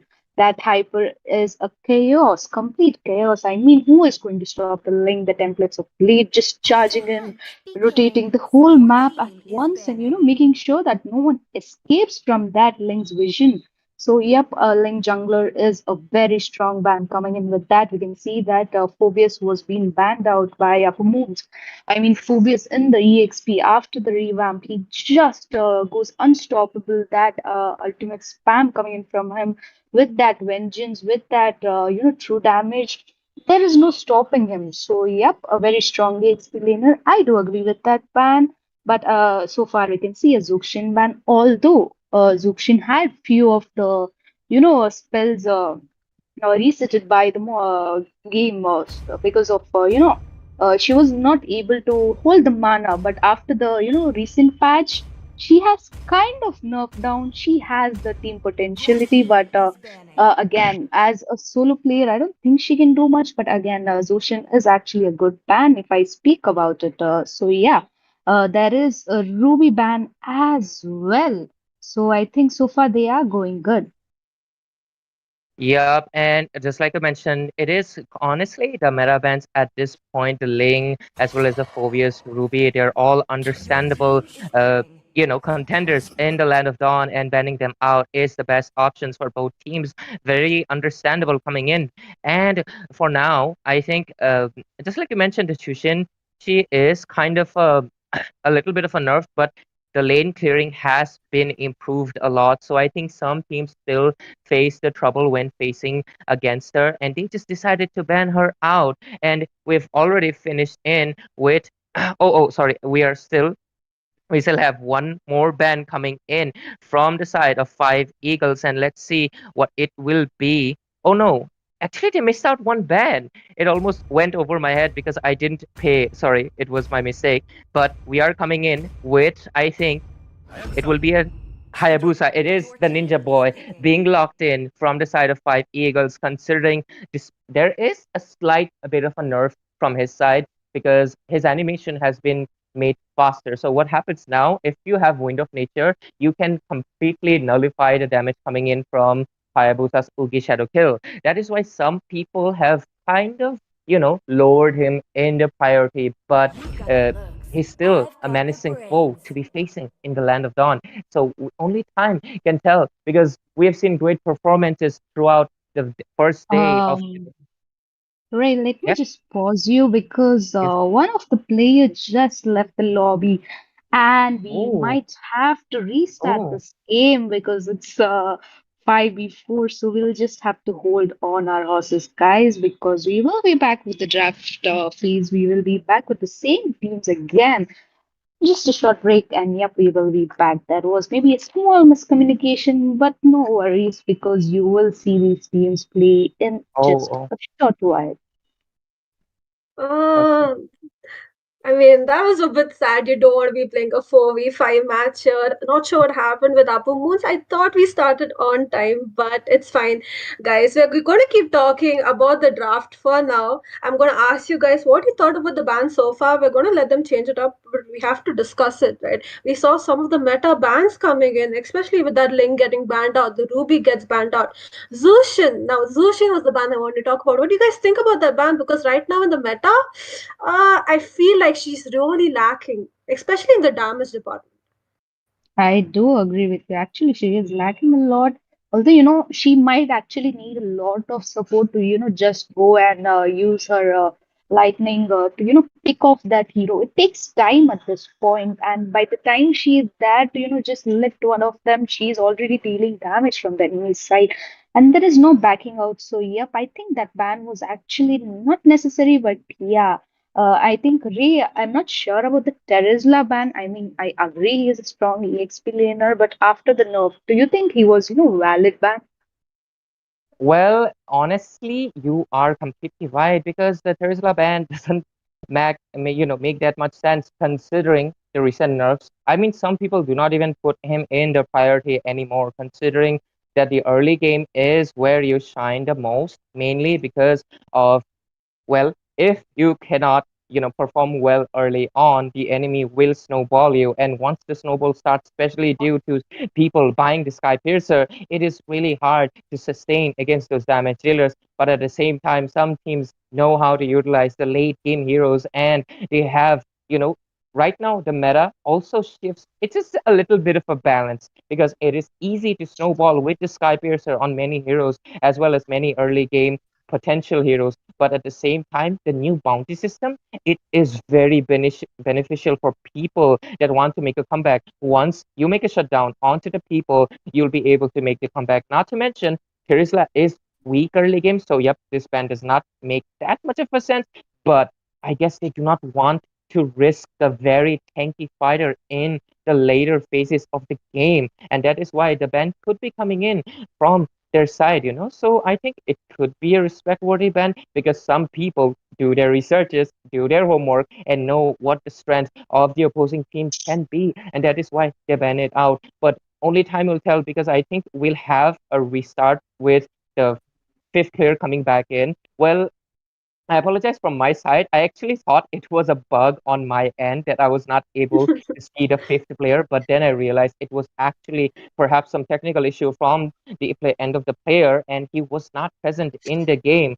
Well, it is Mobile Legends 5v5, not 5v4, so we'll have to, be fair with them. And with that, ladies and gentlemen, do download the game because I just mentioned it same. So I think we should be back soon with the technical issue be resolved, right, Jinx? That is true. We're going to be back soon. We're going to wait for the teams to be back because Mhm. this we don't have an option to like leave them in the tough phase, right? They need to Mhm. play the game. They need to surrender. So we're going to wait it out for the teams here. Meanwhile, though, we were talking about the Terizla ban coming in. You spoke quite a bit about it, and I have to really talk about it. He is tanky, but he lacks in the damage department. I think maybe in the previous meta he was pretty good, but I would have probably ban out the Khalid instead, right? That's something you want to be banning out. He is just such an annoying hero, especially with that heal coming in from his second skill. Um, we are waiting for the teams to come back, guys.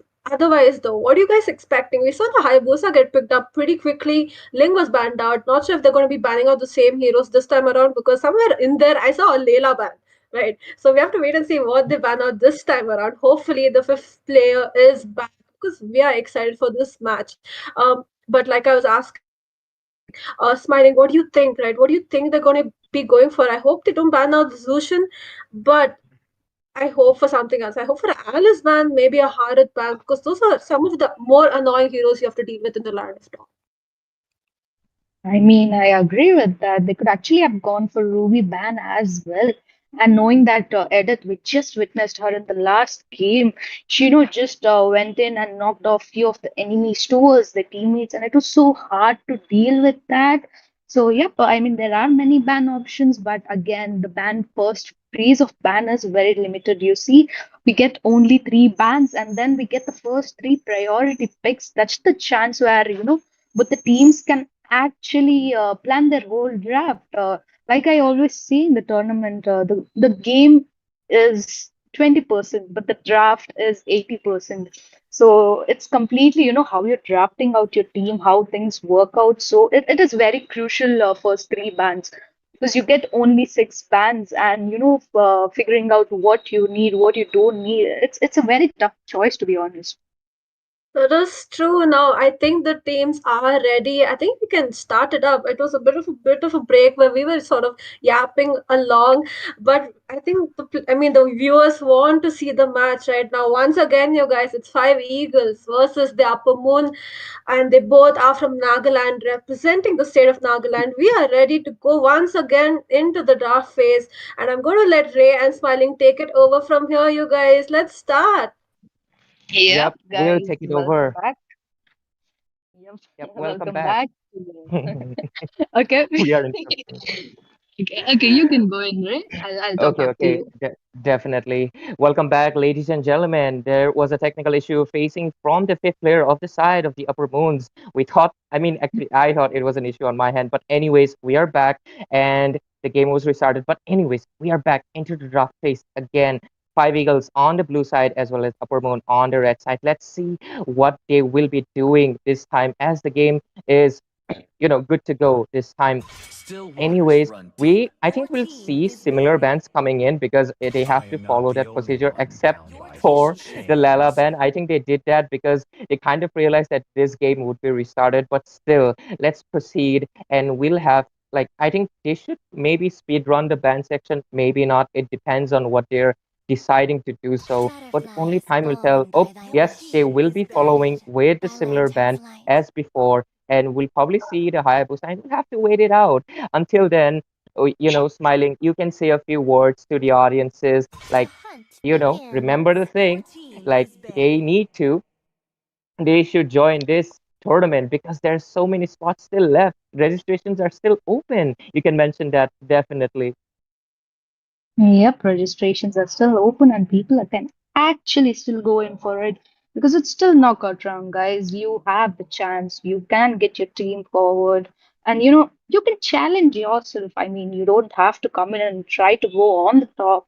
It would actually be a fun learning experience for you and your teammates to just come in and register yourself, knowing where you lack and where you don't. So it is a good opportunity. I do recommend people to join in, get your friends in. It will be a good communication. And yep, the bands so far are similar, but is Ghatotkacha, was he banned in the last phase? Is my question.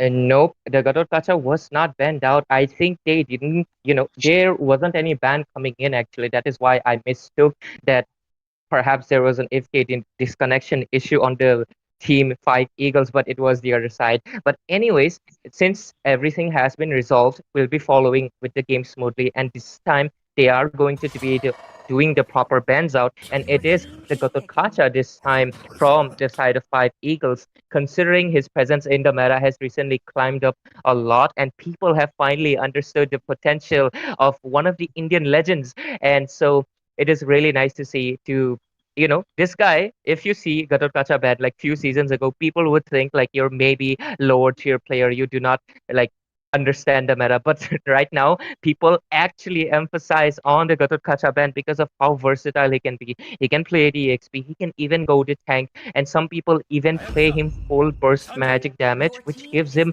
insane amount of regeneration, and that is something not many people want to face off against. So he will just be banning him out. Then Hayabusa being locked in again with the Khalid as well. And backing up with a point that you said last time, Khalid also, like I think Khalid and Gadot Kacha, both heroes currently are at the top of the meta of the XP laners. It is sad to see Terizla falling down from his glory, but the throne is not always permanent. Other people take it up, and it is the Khalid being locked in again. Are you happy to see Khalid being locked in this time, smiling? Yep, definitely. Khalid is a very strong EXP laner, and it's nice to witness him in the map because he just bursts out immediately on the enemies, and the fact that he has that HP regen gain skill also, it's so he's you're attacking him and he's standing right there on your face and Yep. healing himself. I mean, can Yep. you imagine that feeling? If you're playing Khalid, it's like, man, I'm the boss. That's the kind of feeling you get. So yeah, the Khalid is very strong pick, and a Lunox mid laner. I do agree. She is a very very strong mage. Although there was a time where she had that insane amount of damage, you could just push her to the jungle lane, mid lane, gold lane, and she'd burst out everyone immediately. So yep, she was nerfed, but not nerfed enough to like forget her in the ban phase or draft phase. She can still be picked and she can burst out the enemy so badly that they will be thinking, what did I do? But seeing that they have gone in with that Aurora pick, so Lunox is going to be in the gold with that Harith. So I think they are a very very strong components for the gold lane. Come on, it's Harith. Who is going to Yep. burst him out? Definitely, it's going to be the Lunox. So they are a very strong competitors for each other. They can, burst out Mhm. anyone or anything coming in the way.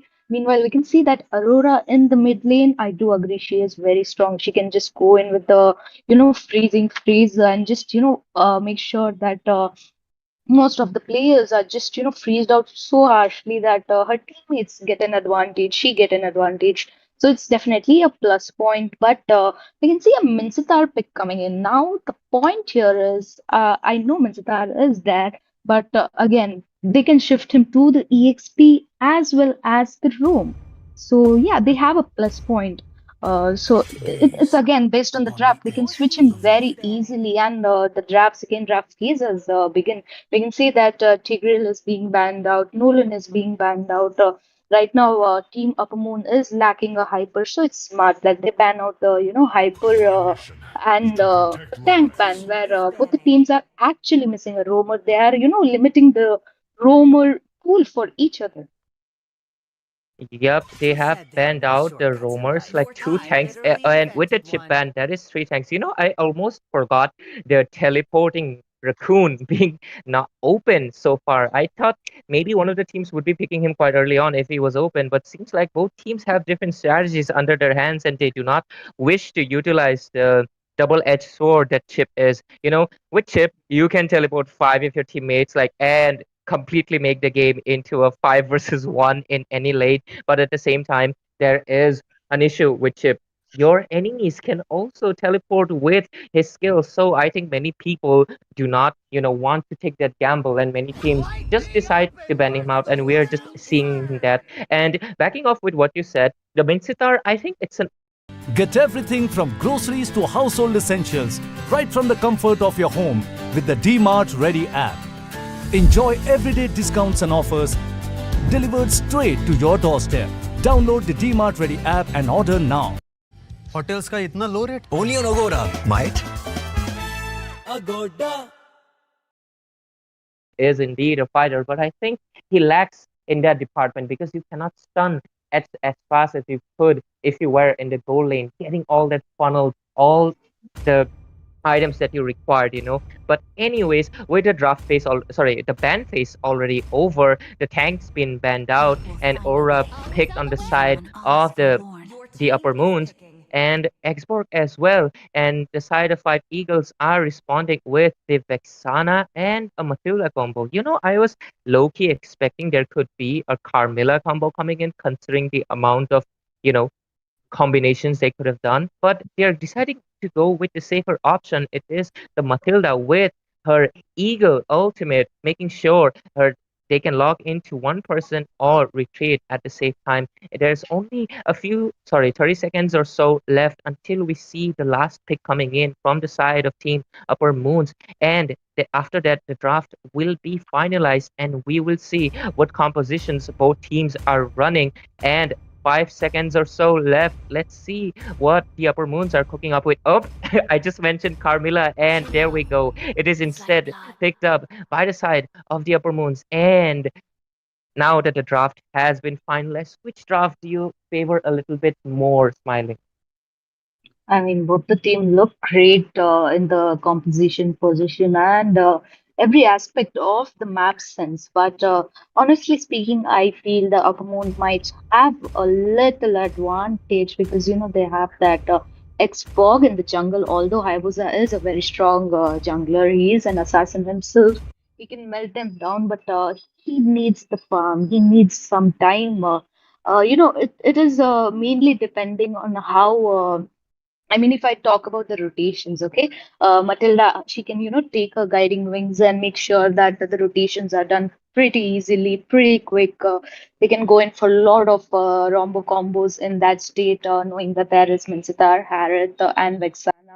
With that Hayabusa, they have a lot of opportunities, okay? But the fact that Upper Moon has that Khalid in the EXP who can just burst out, and Brunox making sure she can burst out. She can actually even, make sure that Hayabusa's shadow kills are, just gone in waste with the light form. And Aurora, just freezing out most of the heroes right there. Carmilla with the Curse of Blood, Xbox just, popping his ultimate right in that Curse of Blood. They have advantage, but again, like I always say, it depends on the team composition, their fights, their rotation, their positioning, and everything matters. So yep, guys, we are in the land of dawn, and the game has begun. This is the knockout round. We can see two of the amazing team from Nagaland. That is going to be Eagle 5 and Upper Moon. But look at that! The team fight has already started. Matilda very low, will be forced to use the flicker just to escape. Yep, and she wasted her resource quite early on. Flicker is a valuable resource for the roamer because it is the escape as well as the initiation that you require in the early phases. And only time will tell which team will be able to execute it better. But, from the early engages, it looks like the side of the Upper Moons is seeing a little bit of a more advantage. Matilda really needs to play it safe because she does not have her Flicker. I think she's playing way too aggressive, and she will be punished. First blood for the side of the Upper Moons who secure the Matilda, the first blood on them. And I think that was a little bit of a, overextension coming in. What do you think of that, Smiling? Yep, actually, it was not completely an overextension. She was trying to get the vision, but the fact that Upper Moon had a very good positioning in the board where, they were just waiting and they knew that Matilda would come, they would wait her out very easily, knowing that the flicker was used the first time. It was very easy to catch them. But right now, Upper Moon really are in good position. They are still trying to, make sure that Matilda tries to stay in her limit because the first turtle is up and we can see both the hypers are level 4. They are positioning themselves, but right now Upper Moon are in good position. They Oh, have been there, but yep, there might be a team fight coming in. Oh, Hayabusa, he might have used his shadow quite early on. The Frigid Glacier coming in to 4 people. Vexana being taken down. Hayabusa securing the turtle at the nick of time, but it won't be worth it. It was the first turtle. The golden EXP wouldn't matter much considering the amount of kills they just gave out. A 3-4-0 trade, really pushing them back. And I think the gold will also, 1000 gold efficiency, and it matters a lot. Many people might say like it might not, but this is still only 3 minutes into the game, and giving it out so early on, I think the turtle, they should have prioritized on a pickoff considering they have the Hayabusa, but instead they went for a team fight exchange for the turtle. Only time will tell if that was, worth it or not, because in my opinion, that was a little bit of an over-engage. And Matilda actually needs to know one thing. She does want to, give out the vision to her team, but she is a support. She does not have the tankiness in the early phases. Even in later phases, she will remain quite squishy because after all, she's a support, and she needs to be careful of that positioning and make sure she does not give out those kills to the opposing team. Khalid with the 3 kills after the engage, he is a little bit of a fed up. He will have the advantage over the Mincetar on the XP lane, and only time will tell, as the gold lane seems to be the focus of the side of the Upper Moons, as 3 people are waiting patiently in the bush. I mean, I like that they are prioritizing that Harith because in the after the mid game phase, Harith is going to be a huge chaos. The damage he will deal, the magic damage he is going to have, is going to be such a trouble 4v2 situation in the bot. The rotation coming here is so good because Vexana is lacking. If she's not going to be here for the team because the Curse of Blood is going to be used, they are going to try and dive in. And Harith will be taken down by Aurora. Man, what is Skirmish coming in? Vexana again is lead. And they don't realize this because it is going to be a huge payoff. Yep, and the glowing one already being purchased from the, I think, Aurora, and the itemization coming in early because of their kill count. Oh, Hayabusa is looking for an engage, but I think, securing the kill, I think there was a great communication coming in, knowing that the brilliance has been used from that Lunox and securing a kill onto their boards, as 1-5 is still on that scoreboard. The side of the Upper Moons are looking for an engage onto that turtle. They are trying to make sure they get it as fast as possible, trying to make sure the Hayabusa does not have the opportunity to steal it, and this will be an uncontested turtle for the side of Upper Moons as they take it without any issues, and looking for an engage already. They are quite hungry. They know they have the advantage, the gold as well as the EXP, and even a few items. Oh, but look at Mincetar. He's trying to make a play into the top. The Raging Sandstorm coming in. Khalid trying to retreat as fast as possible, and I think he will have his second skill ready if there was an engage, but he decides to not make a gamble, and he will just be retreating to the fountain to regenerate most of his HP. And looks like the side of the 5 Eagles will look for maybe a top push, but only, mid lane already. There is an engage onto Hayabusa, but he uses the shadow. Retribution coming in from that export, using the last insanity and getting the kill onto the Hayabusa, and a jungler trading the kill for the jungler. Even a gold lane. Oh my god, the side of Upper Moons are showing absolute dominance as they are able to take down their respective enemies. The jungler from the jungler, the gold lane from the gold lane, and things are not looking good for the side of 5 Eagles as they're sitting at a gold deficit of 3,000 right now. Yep, that is a lot of gold difference because it's just 6 minutes and looks like Mincetar is going to be in trouble. He will pop his ulti out, but will he be able to get something? Oh my god, he almost tried, but nope, he will be paying down because that was 3v1 situation. Look at the way they are forcing in with the aggression. They are going for the push, they are going for the objectives, and Lunox just busted out that Matilda as well as that Harith. Man, what is going on with this map? Because there is no stopping of the Upper Moon. They are just going in for the kills. They are so hungry at this time. They're snowballing and everything. Even the mid tier is going to go down almost there with 0 HP, but Hayabusa might be in trouble. Not really. I mean, Khalid is low. Is this an overextension? Because Khalid right is not in position. I mean, there is his teammates, but really, Well, I Okay. think he does have the Sandstorm skill onto him, and he will regenerate most of his HP. And I think he is going for the tank build, so he knows that he will be able to sustain any damage that will be coming onto his side. I mean, we also discussed it in the draft phase. The Khalid will just insult you with his healing. He will just be sitting in his HP sand pool, and you will be dealing damage, and he will just be getting all of his health back.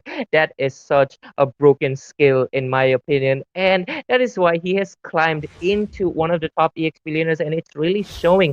Despite the Minsita's great hooks, the great King's Calling being used inside the turret, he's not able to burst down Khalid, who's just way too tanky, way too sustaining for his side, and he will just be forced to sit inside the turret as looks like the side of the upper boons are looking for an engage into the XP lane because they already know the gold lane has been taken down and they are looking for an engage. Even the bot lane, Lunox using up the Brilliance ultimate soon, trying to get out of the way. Hayabusa might be in for a Ugi Shadow kill and a shutdown coming in. Great priority targeting from the jungler of the side of 5 Eagles because getting the shutdown will give them a little bit of a gold. And you can see the gold difference was around 5 to 4,000, I think. It has come down a little bit, but still not enough. They need to do a bit more of a priority targeting because you have the assassin, you have the Hayabusa onto your team, and you need to make sure you utilize him most by taking them down one by one. But right now, Hayabusa can only really target the Aurora, who also has her passive, and the I think we might be seeing engaged. No, Hayabusa is just trying to poke in, and we'll have to wait patiently as oh no, I think the side of Upper Moons, they are not patient. They're still looking for poking and anyway smiling. Like, what do you think for the side of the 5 Eagles should be doing right now? I think the Lunox priority works, but other than that, what do you think they should do? I mean, there is a lot they can do, but looks like they are going Oh for a my fight, god. and Oh my god. Minsar will be taken down. Double kill coming. That is triple kill. Will there be a maniac? Oh, that was a steal of maniac, guys. Come on, you should have just given it to him because he was so perfect with that jump at very low. Upper Moon really, dominating this game. The fact that they have a front lane pressure that Aurora, the freeze coming in by her is so perfect, so great. The first Lord is up and they're going in with that contest free. Aurora just making sure Hayabusa is right there. Not even trying to come out with that Carmela going in first. Will they be able to get nothing? No, they were just trying to make sure they stay in their turrets and not come out for that Lord. Definitely, this is the first Lord. It's not going to have much of advantage, but it definitely has an advantage. They can go in for the push. They can do a lot of things. The fact that Minzitar actually landed a perfect ultimate right there was so good. I mean, they tried, but the goal difference, the itemization is still lacking at this point. And this time, I feel like they're going to pressure that goal lane because that Khalid is farmed. He has got 2 triple kill. Again, Minstar trying to go in for that Khalid. Will he get that Khalid? Not really. I mean, there is no stopping of Khalid. Can they? He just healed himself up right there. Although Hayabusa is in trouble, the first Lord is marching from the mid. We might see a possible team fight.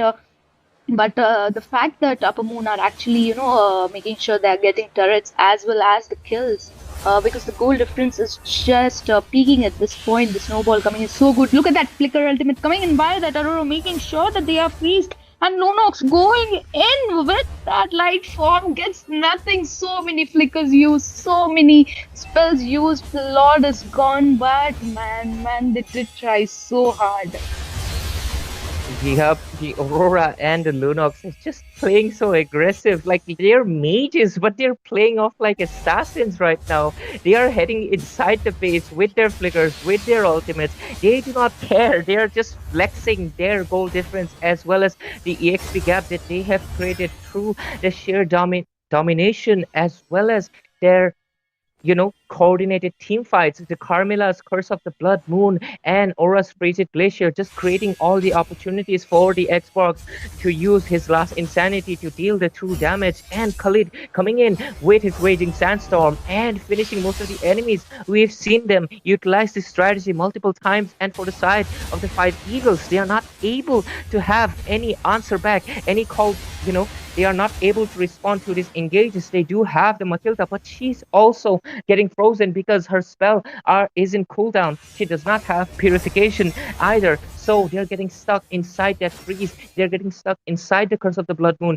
And those things being repeating again and again, it does not look like a good thing for the side of Fight Eagles, as they will just be patiently waiting inside the comfort of their bases. But Hayabusa is trying to make a split push play, but it will be completely denied because the map control has went to the side of the upper moon completely. It almost feels like an extremely one-sided game. Eliminators out and will eventually and surely take down the base. Scared yet? What an awesome 25-minute game this is. Oh my god, it just went on forever. Neither of these teams wanting to give up, but finally the Tigreal can easily sleep down in the enemy fountain as eliminators pick up the win. And it also came down to the exact same fact where you just saw Nads and Sons trying to make a play over in that top lane, but it was just how disruptive entire ET played, and there was no one to protect Invoker as well as Breastplate in that situation. To be honest, it's impressive how Invoker didn't die anymore, or how Breastplate also did not die more than just 5 and 4 times respectively. But again, kudos to Art for the patience. Kudos to Crisis for knowing when to be aggressive, even if he died, more than a handful of times. And to Lord Insane, who just died once. Again, 25 minutes, dying once. And that is when his buff is being invaded, by the way, on the Fanny. It's actually just bizarre. At the same time, you could not stop praising his skills on that one hero. It's impressive.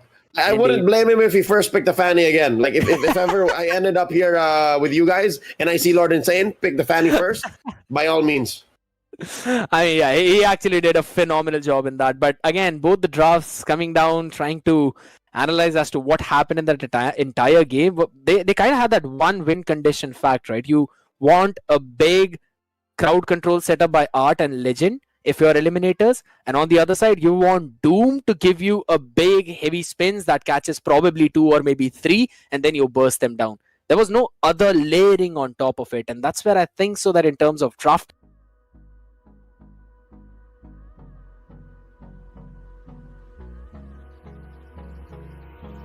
Hold me close till I get up.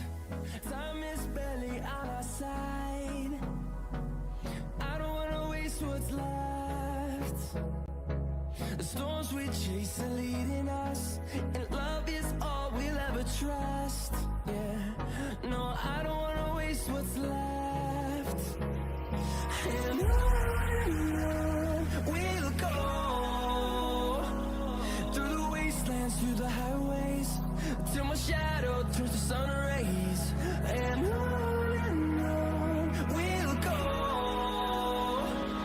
through the wastelands, through the highways, and on we'll go.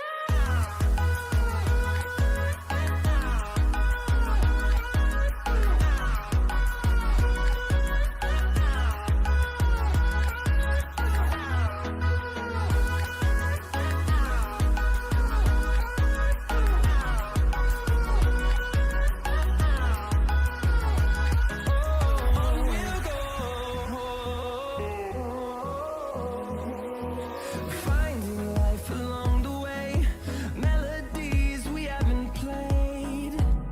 No, I don't want no rest. Echoing around these walls, fighting to create a song. I don't wanna miss a beat. And on we'll go. Ready?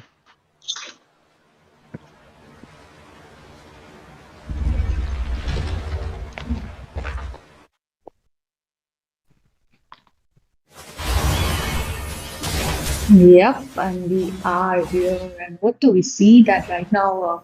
Team Upper Moon are so highly dominating. They have the map control, they have everything.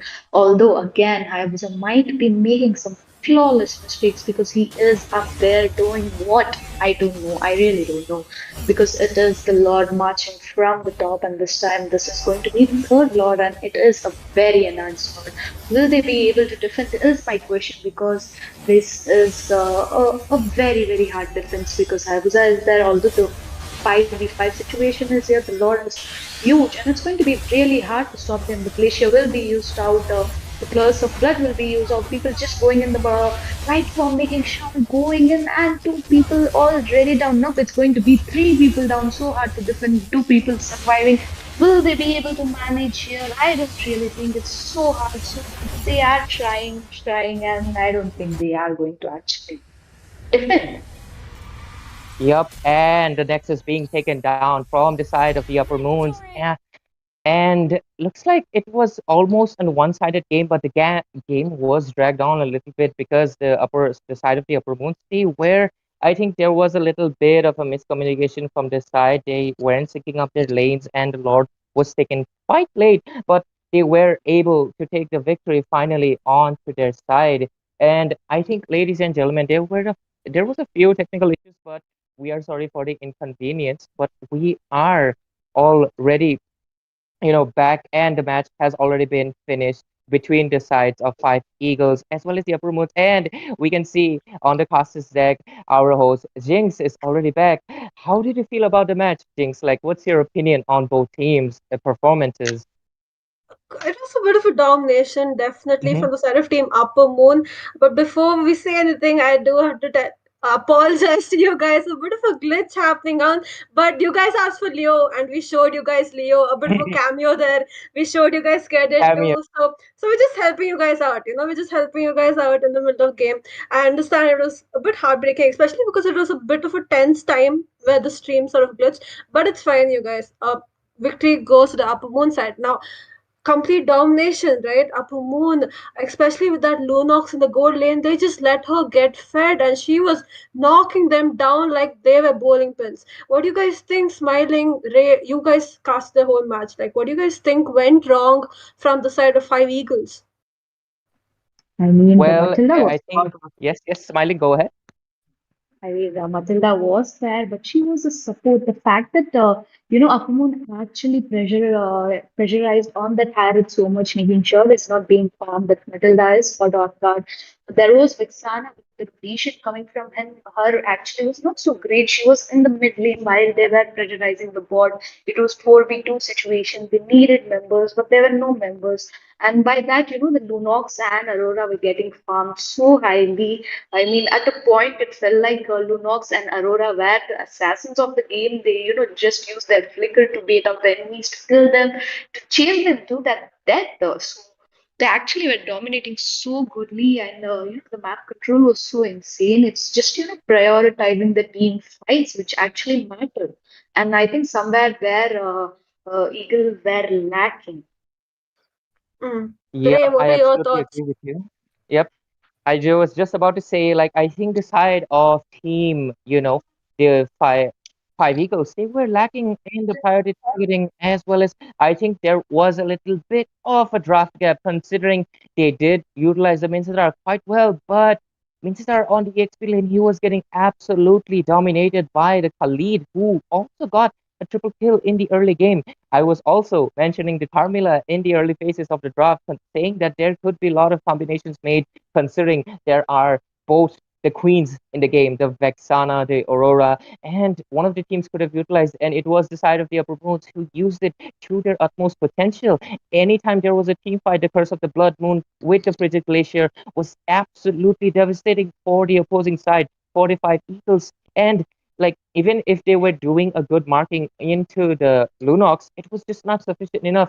There was nobody being able to take down the Exborg and his Firaga armor. There was nobody to take down the Khalid even once. And with such, invincible gameplay coming in from their side, there was no question that the side of the five Eagles had that much chance to make a comeback, as they, even after 17 minutes getting most of their items, there wasn't.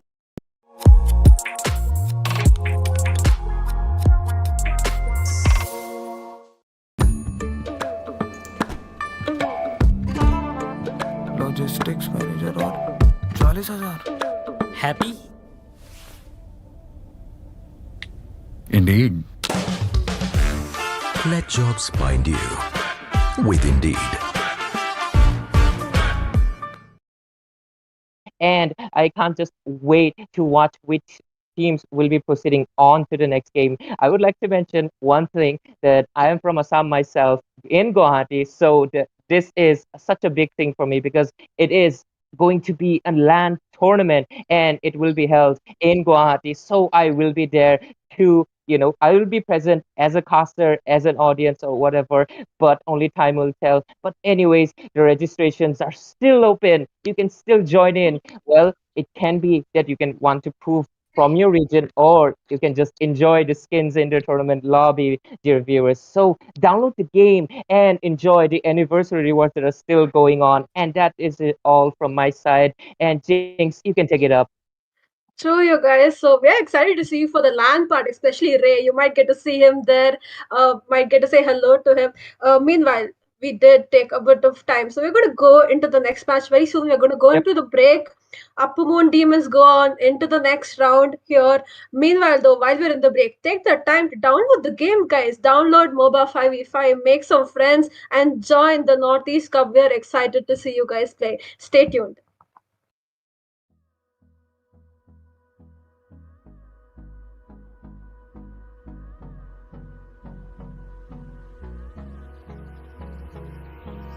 Hold me close till I get up. Time is barely on our side. I don't wanna waste what's left. The storms we chase are leading us, and love is all we'll ever trust. Yeah, no, I don't wanna waste what's left. And on.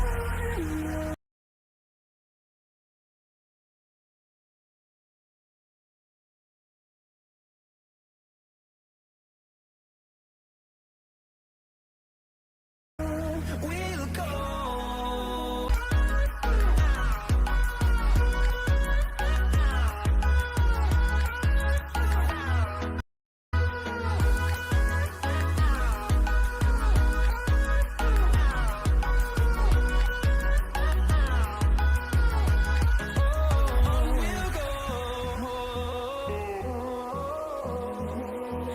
Finding life along the way, melodies we haven't played. No, I don't want no rest. Echoing around these walls, fighting to create a song. I don't wanna miss a beat. And on we'll go, through the wastelands, through the highways, till my shadow turns to sun rays. And on we'll go, through the wastelands, through the highways, and on we'll go.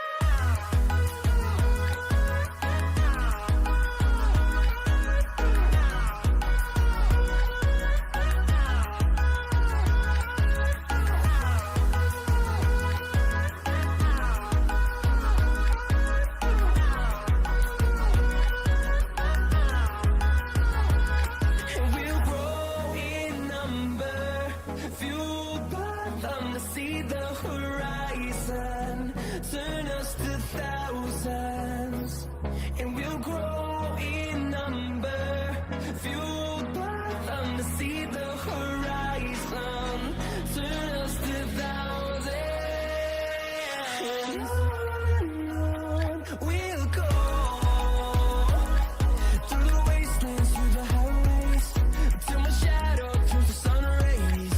And on we'll go, through the wastelands, through the highways, and on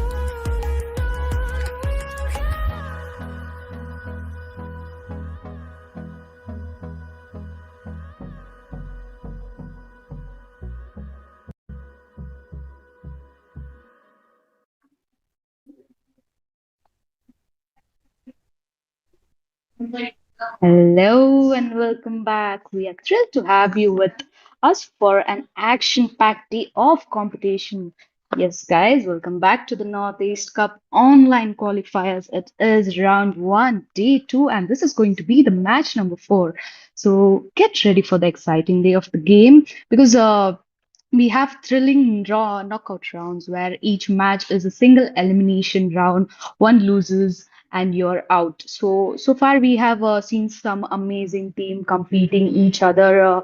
The fact that this time they are here to represent their state, so it is a very well gameplay coming in as the match unfold. Keep an eye on the standout player. One great move can change everything. Strategy and quick thinking will be the key to success today, so don't miss out on any action and download Mobile Legend 5v5. So the game link is in the description. Join us for the thrilling battles, unforgettable play, and a chance for you to vote for your favorite team. And yep, let the game begin. This is me smiling, and with me today I have Jinx and Ray. All right, thanks for the introduction, Smiling. Now, Ray, I'm excited, right? It's gonna be day number two, match number four here. Divine Regime versus Tribal. The teams are ready, they're gearing up. But I do want to know, Ray, the previous match, right? Pretty exciting, but one-sided. What are you looking forward to in this game? I'm sort of looking to, equality. I want to see them fight each other out, right? I want to see some brawls happening because Tribal better show it to me. Yep, tribal exists in this game, and I'm hoping we would see some brawl happening in between both of the teams. As you mentioned, the last game was completely, one-sided. On the side of the Upper Moons, they were dominating the opposition really, really well with their coordination, and the side of the Five Eagles, they were not able to respond that much. And it was kind of a sad to see. I mean, the game quite dragged on a little bit into 17 minutes, I think, but it was still one-sided. And, well, it was an enjoying game, but just like you mentioned, I'm looking forward to see an equal exchange, a game where you cannot really predict which team will be able to win. It's really, really exciting, and I'm looking forward to that happening. And we'll just have to wait and see as the both teams are preparing, and we'll be heading on to the draft phase really soon. True. I think we're ready. I think we're ready to go up into the draft phase now. We're going to see Divine Regime versus Tribal here, both of them from Nagaland representing their state in the Northeast Cup. Meanwhile, though, Ray, did you say you were from Guwahati? Yep, I am from Guwahati myself, living in here, so that is why I'm so excited to be joining and casting for this tournament in the qualifying rounds, because the LAN tournament is happening in my city, and I am just so excited to to see this happening. It has been such a long dream of mine that someday Mobile Legends 5v5 would make these sports into our city, and it has finally come true, and it will be such a I can't even express it in words. I'm just really happy to be part of this community, casting for it, playing this game, and with that, enough of me. The draft phase has already begun. We are seeing the chip being banned out.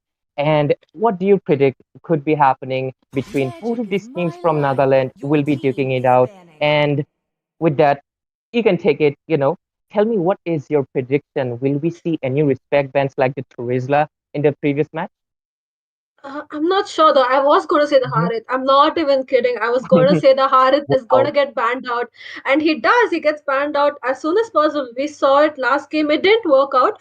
But he Mhm. is still a very good option in the gold lane, right? He's very, like deals lots of damage, can farm up pretty fast, lots of dashes and hard to catch. He's a slippery, slippery cat. Meanwhile, though, another Ruby ban coming in as well. I'm sort of expecting some of the assassins getting banned. Maybe the Link, maybe the Hayabusa, maybe even the Edith has a chance of being banned out right now. We have to wait and see what the side of Team Tribe Brawl here wants to do. What their strategy is, we still don't have, you know, a way to figure out what they want to do. But they're going to be banning out the Fovias. So the ban of the Harid, the ban of the Fovias as well, both counters, right? What do you think they're planning here, Ray? Yep, it is a little bit of an odd communication. Sorry, combination from the side of triballs, because usually you'd see one being opened, like either you're gonna go for the Phobius or you're gonna go for the Hearted, but both being banned out at the same time. Perhaps they are not, they do not want to give it out to the first pick to the side of team the blue team, and they are just making sure they have their own, usually people make a strategy and ban out the heroes that could be a threat to them. So it is possible they are following with that. So we are saying, Harit, your predictions were right, and the Phobia's ban coming in, as well as the Vexana being banned out quite early on. Usually you'll see her being banned out like maybe in the second phase. So it is quite interesting to see both sides going for the mage bans, the assassin's still open. What do you think? Is it going to be, oh no, it's a Khalid. Oh my god, what do you think of True. this thing? I like it. I like the Khalid ban. I mean, I like the Khalid pick. Meanwhile, though, the Zushin ban, I would have preferred Aurora ban here, Ray. I definitely would have preferred an Aurora ban because she's open, right? Usually we see the mages get traded off, the two queens. We see the Vexana get traded off for the Aurora. But here, uh, Vexana is banned out, but so Aurora is free for the picking. Not sure if they want to go for it so soon, so early on. But that Khalid, I have to say, I wanted him to be picked, right? Pretty good in the EXP, really tanky. You can play him as a tank or you can play him as a damage dealer as well. He is very amazing at diving into the back lane. So I like that pick here. Now, two more picks on the side of Tri Brawl. We're going to see the Valentina as well as the Gatot. So Valentina here, she can just steal it Aurora ultimate up. So I think that's good picks coming in from the side of Tri Brawl. Yep, I agree with you. Valentina, she is a bit of an evergreen mage considering the way her kit is designed to be. Her ultimate can easily utilize the enemy opposition's ultimate and make it beneficial to her team. But Valentina being picked early on, it is also a little bit of a double-edged sword because the enemy opposition knows you're going to steal, and right now they're going to be carefully picking their heroes, making sure that you do not get the desired ultimates that you wish for. So, just like I said, a double-edged sword, and they're responding with a Hayabusa as well as a Claude quite early on. But at the same time, I think Claude deserves to be a priority pick in this meta, especially considering the manaless update that came in. Don't you agree on that, things? True, true. I mean, he did get a bit of changes in his kit, right? That mana was removed. It was pretty annoying. So they removed it up, they replaced it with energy. So now he's very viable in that gold lane. But I'm a bit worried for the side of team Divine Regime here, right? They've showed their draft. It's out in the open. Look at that. We know Claude is going into the gold lane. We know Hayabusa is going to jungle, and we know Khalid is going to go into the EXP. So we know their draft already. We know what they're going to pick up next, right? A tank and a mage. There's no flex picks coming in from their end. Meanwhile, though, the side of Team Tribal here pick up the Melissa. Not in the meta. I would have preferred a Lunox, but they banned that out instead. Yeah, but I absolutely agree with you. They had the Lunox open in their arsenal and they did not go for it. I mean, in this game, Lunox could be perfect. She can easily, use her Brilliance ultimate to escape from the Khalid's assault as well as Hayabusa's Oogie Shadow Kill. Not to mention God's Blazing Duet, one of the highest damage dealing ultimates in the game. But instead, they went in for a very vulnerable marksman. Melissa is not bad. She is good. But actually, Claude low-key counters her because he does not need to go inside of the ultimate, the domain that she creates. He can just stay out of it, use his Blazing Duet, and take her out. So I think a little bit of an odd pick, also quite early on, considering the opposition already has the marksman, the Divine Regime locking in that pod. I expected to see, what you said, a Lunox, but instead a Belleric ban coming in as well. Very, very interesting draft combinations we're seeing here. What's your thoughts on this, thing? That is true. They banned out three tanks. They banned out the Hylos. They banned out the Tigreal from their own end. Even though they need those tanks, right? I think they're going for that Matilda pick. I think they're going for that utility. They Oh. want a lot of dashes in their team. They might just pick it up, right? That's what I'm expecting from the side of Team Divine Regime here. Meanwhile, though, like we were talking about, there's something we need to notice here that Gato Gacha with that vengeance here, Ray. He's going to be whacking back that Claude just as much as he whacks him. Oh, and I think we just got our questions answered why they bent out these state ranks because they want to pick up the Hook Master, the Franco from Sojen.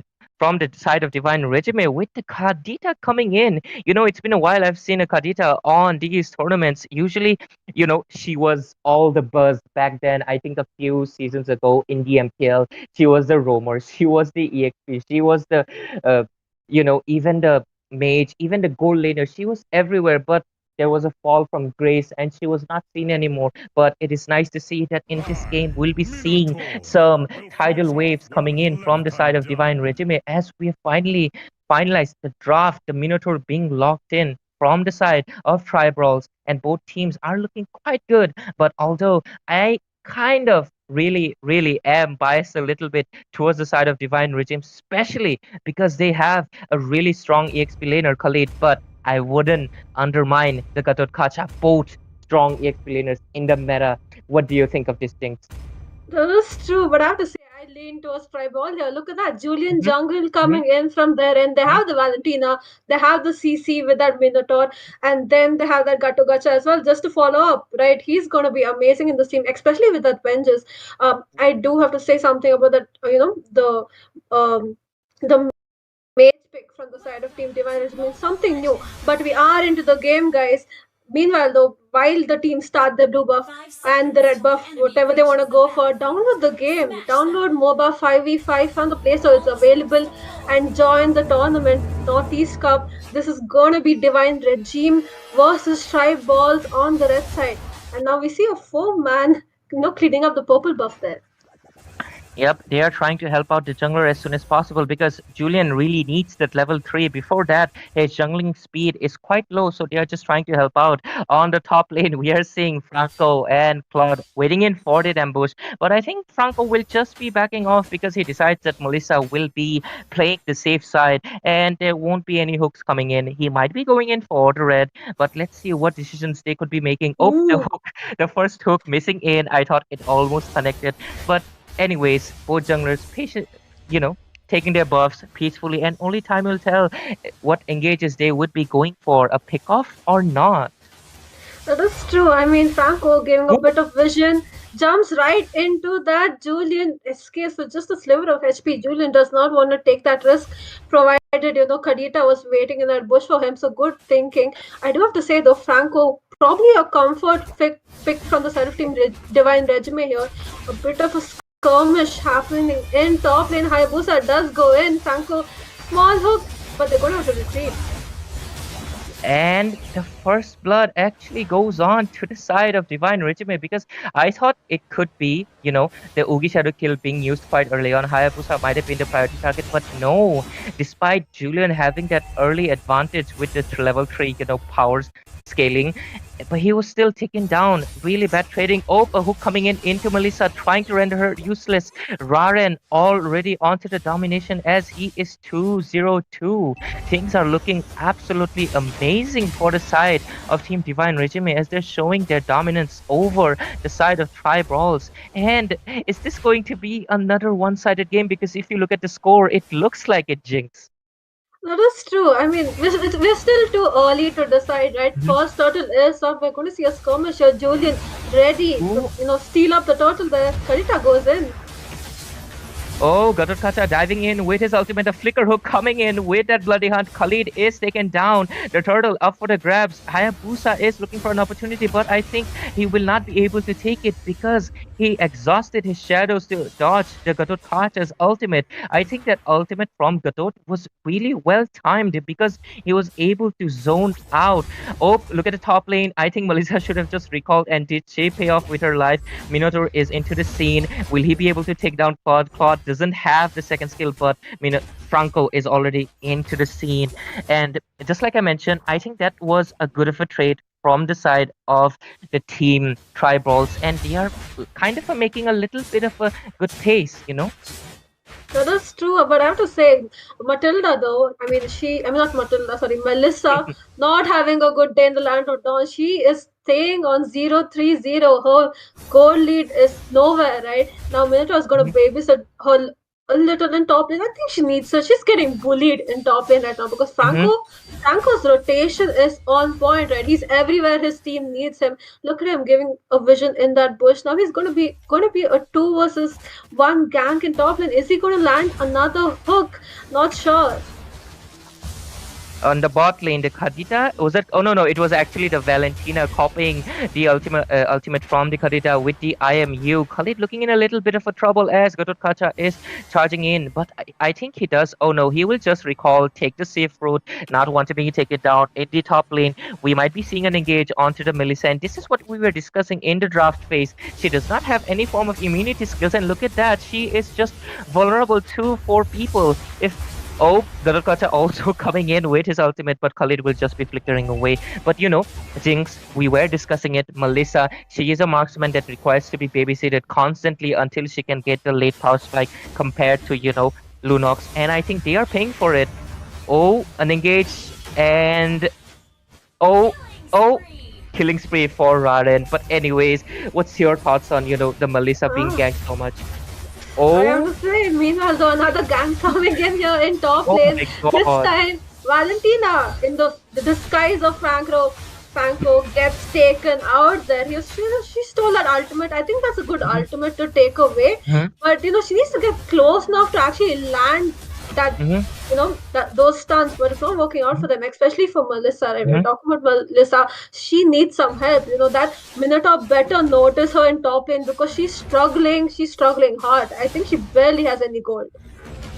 Yep, I think she barely has enough items, just like you mentioned, the second turtle already being, taken without any contest, and Khadija trying to make a play with the tidal waves coming in, taking down the Minotaur. Gatotkacha forced to use his ultimate. I think he should have used to escape, but I think he might get taken down here. He's doing a good job with the regeneration, but Raren's damage with the Hayabusa is just way too much. Look at them invading into the blue buff. Khalid charging in, Claude with a blazing duet, diving into the Melissa, trying to take her down, killing spree for the Khalid. Kadita coming out of, it was the Valentina again. It is very confusing when she steals the ultimate. I was thinking she would go for the Franco, but no, she went for the Kadita. And this is what, we discussed. You actually told about that. All the ultimates from the side of Divine Regime, they're all, nearby, at close range. The engage just does not stop. Divine Regime is still so hungry for kills. Oh my god. True, I mean, they have no chill.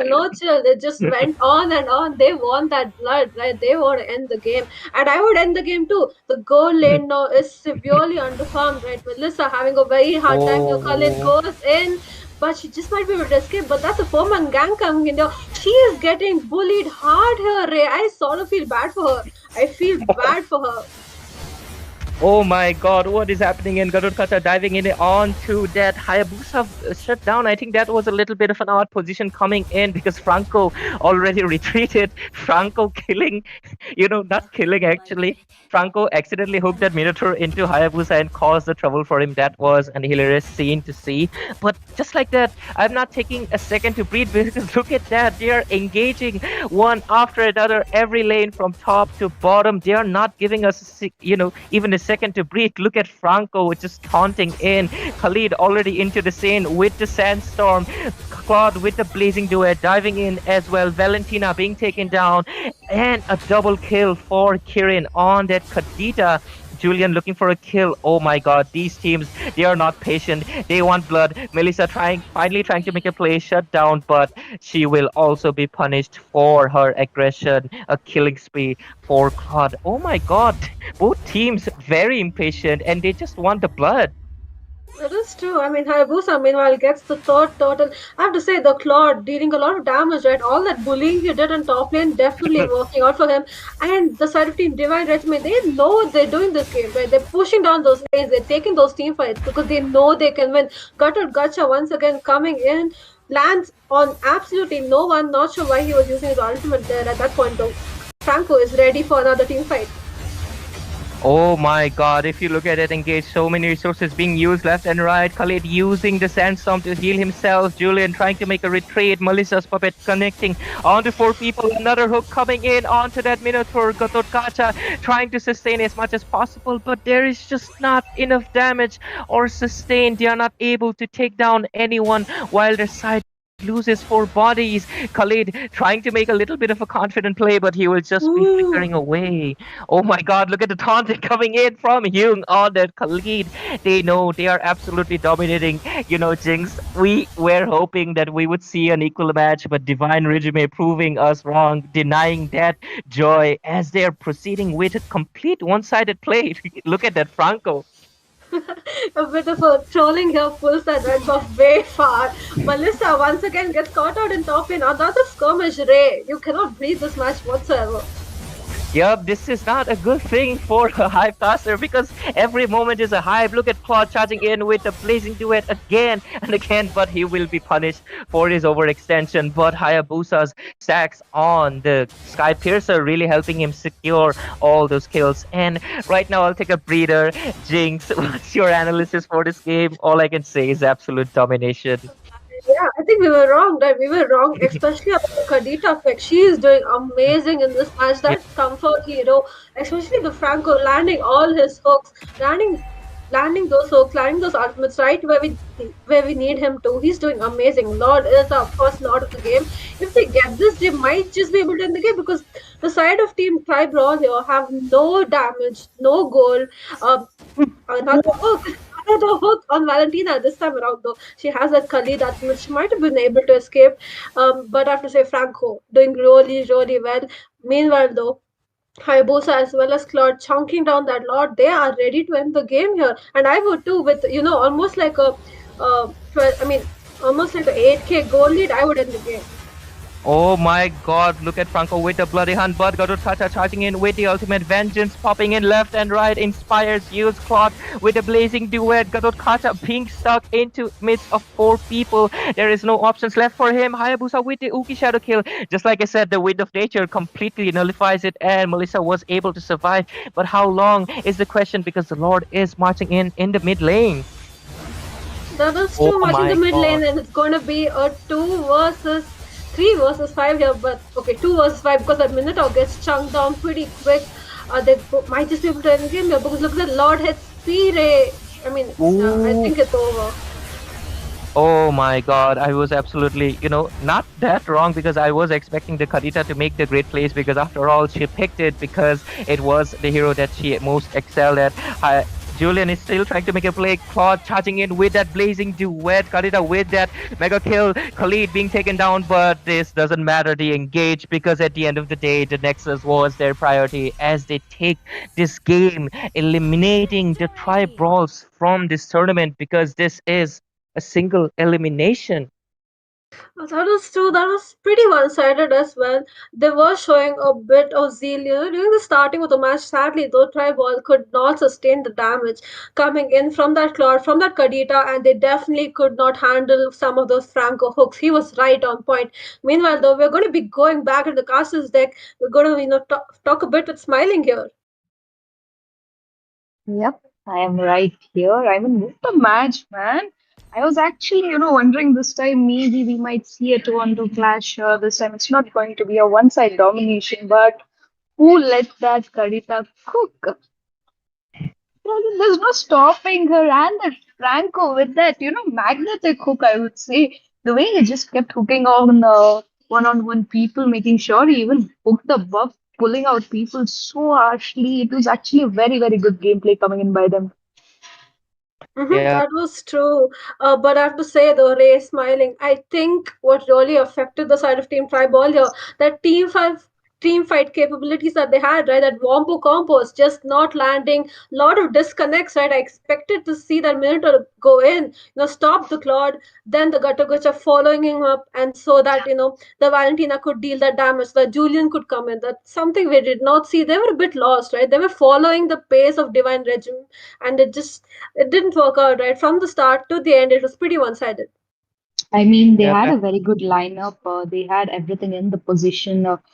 Based on the draft, I actually thought they had the upper hand, but how the team fight situation changes just by not the positioning and missing of heroes. It actually affects a lot on team fights, and even a 0.1 second mistake can actually just turn over the whole game, letting them dominate in the start. Actually, the way they made sure that they are not giving a single chance to them to farm. That Melissa was trying really hard to get the farm. She was in the map, but the damage was lacking. That there was a lot of miscommunication that actually changed the whole game.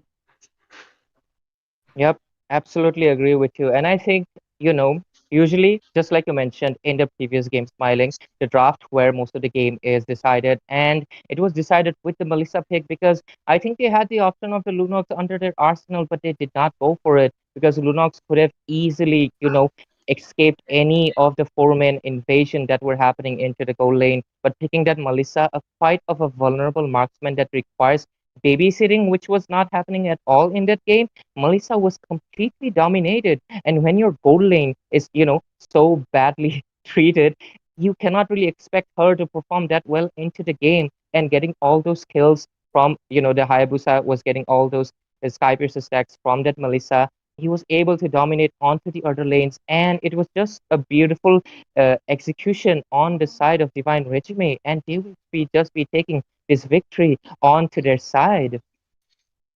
Yep, that was a beautiful victory going in, and this was game number 4, guys. Do download Mobile Legends 5v5 for exciting matches. And let me just remind you guys, the registrations are still open. You can come in and challenge yourself, your teammates, just to register and make sure you have a taste of the tournament because it is divine. And once you are in, you will be coming in for a lot of tournaments. So, yep, stay tuned. We are going to be back very shortly with another exciting game.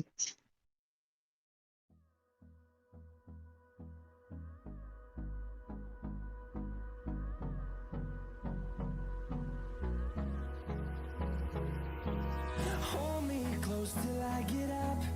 Time is barely on our side. I don't wanna waste what's left. The storms we chase are leading us, and love is all we'll ever trust. Yeah, no, I don't wanna waste what's left.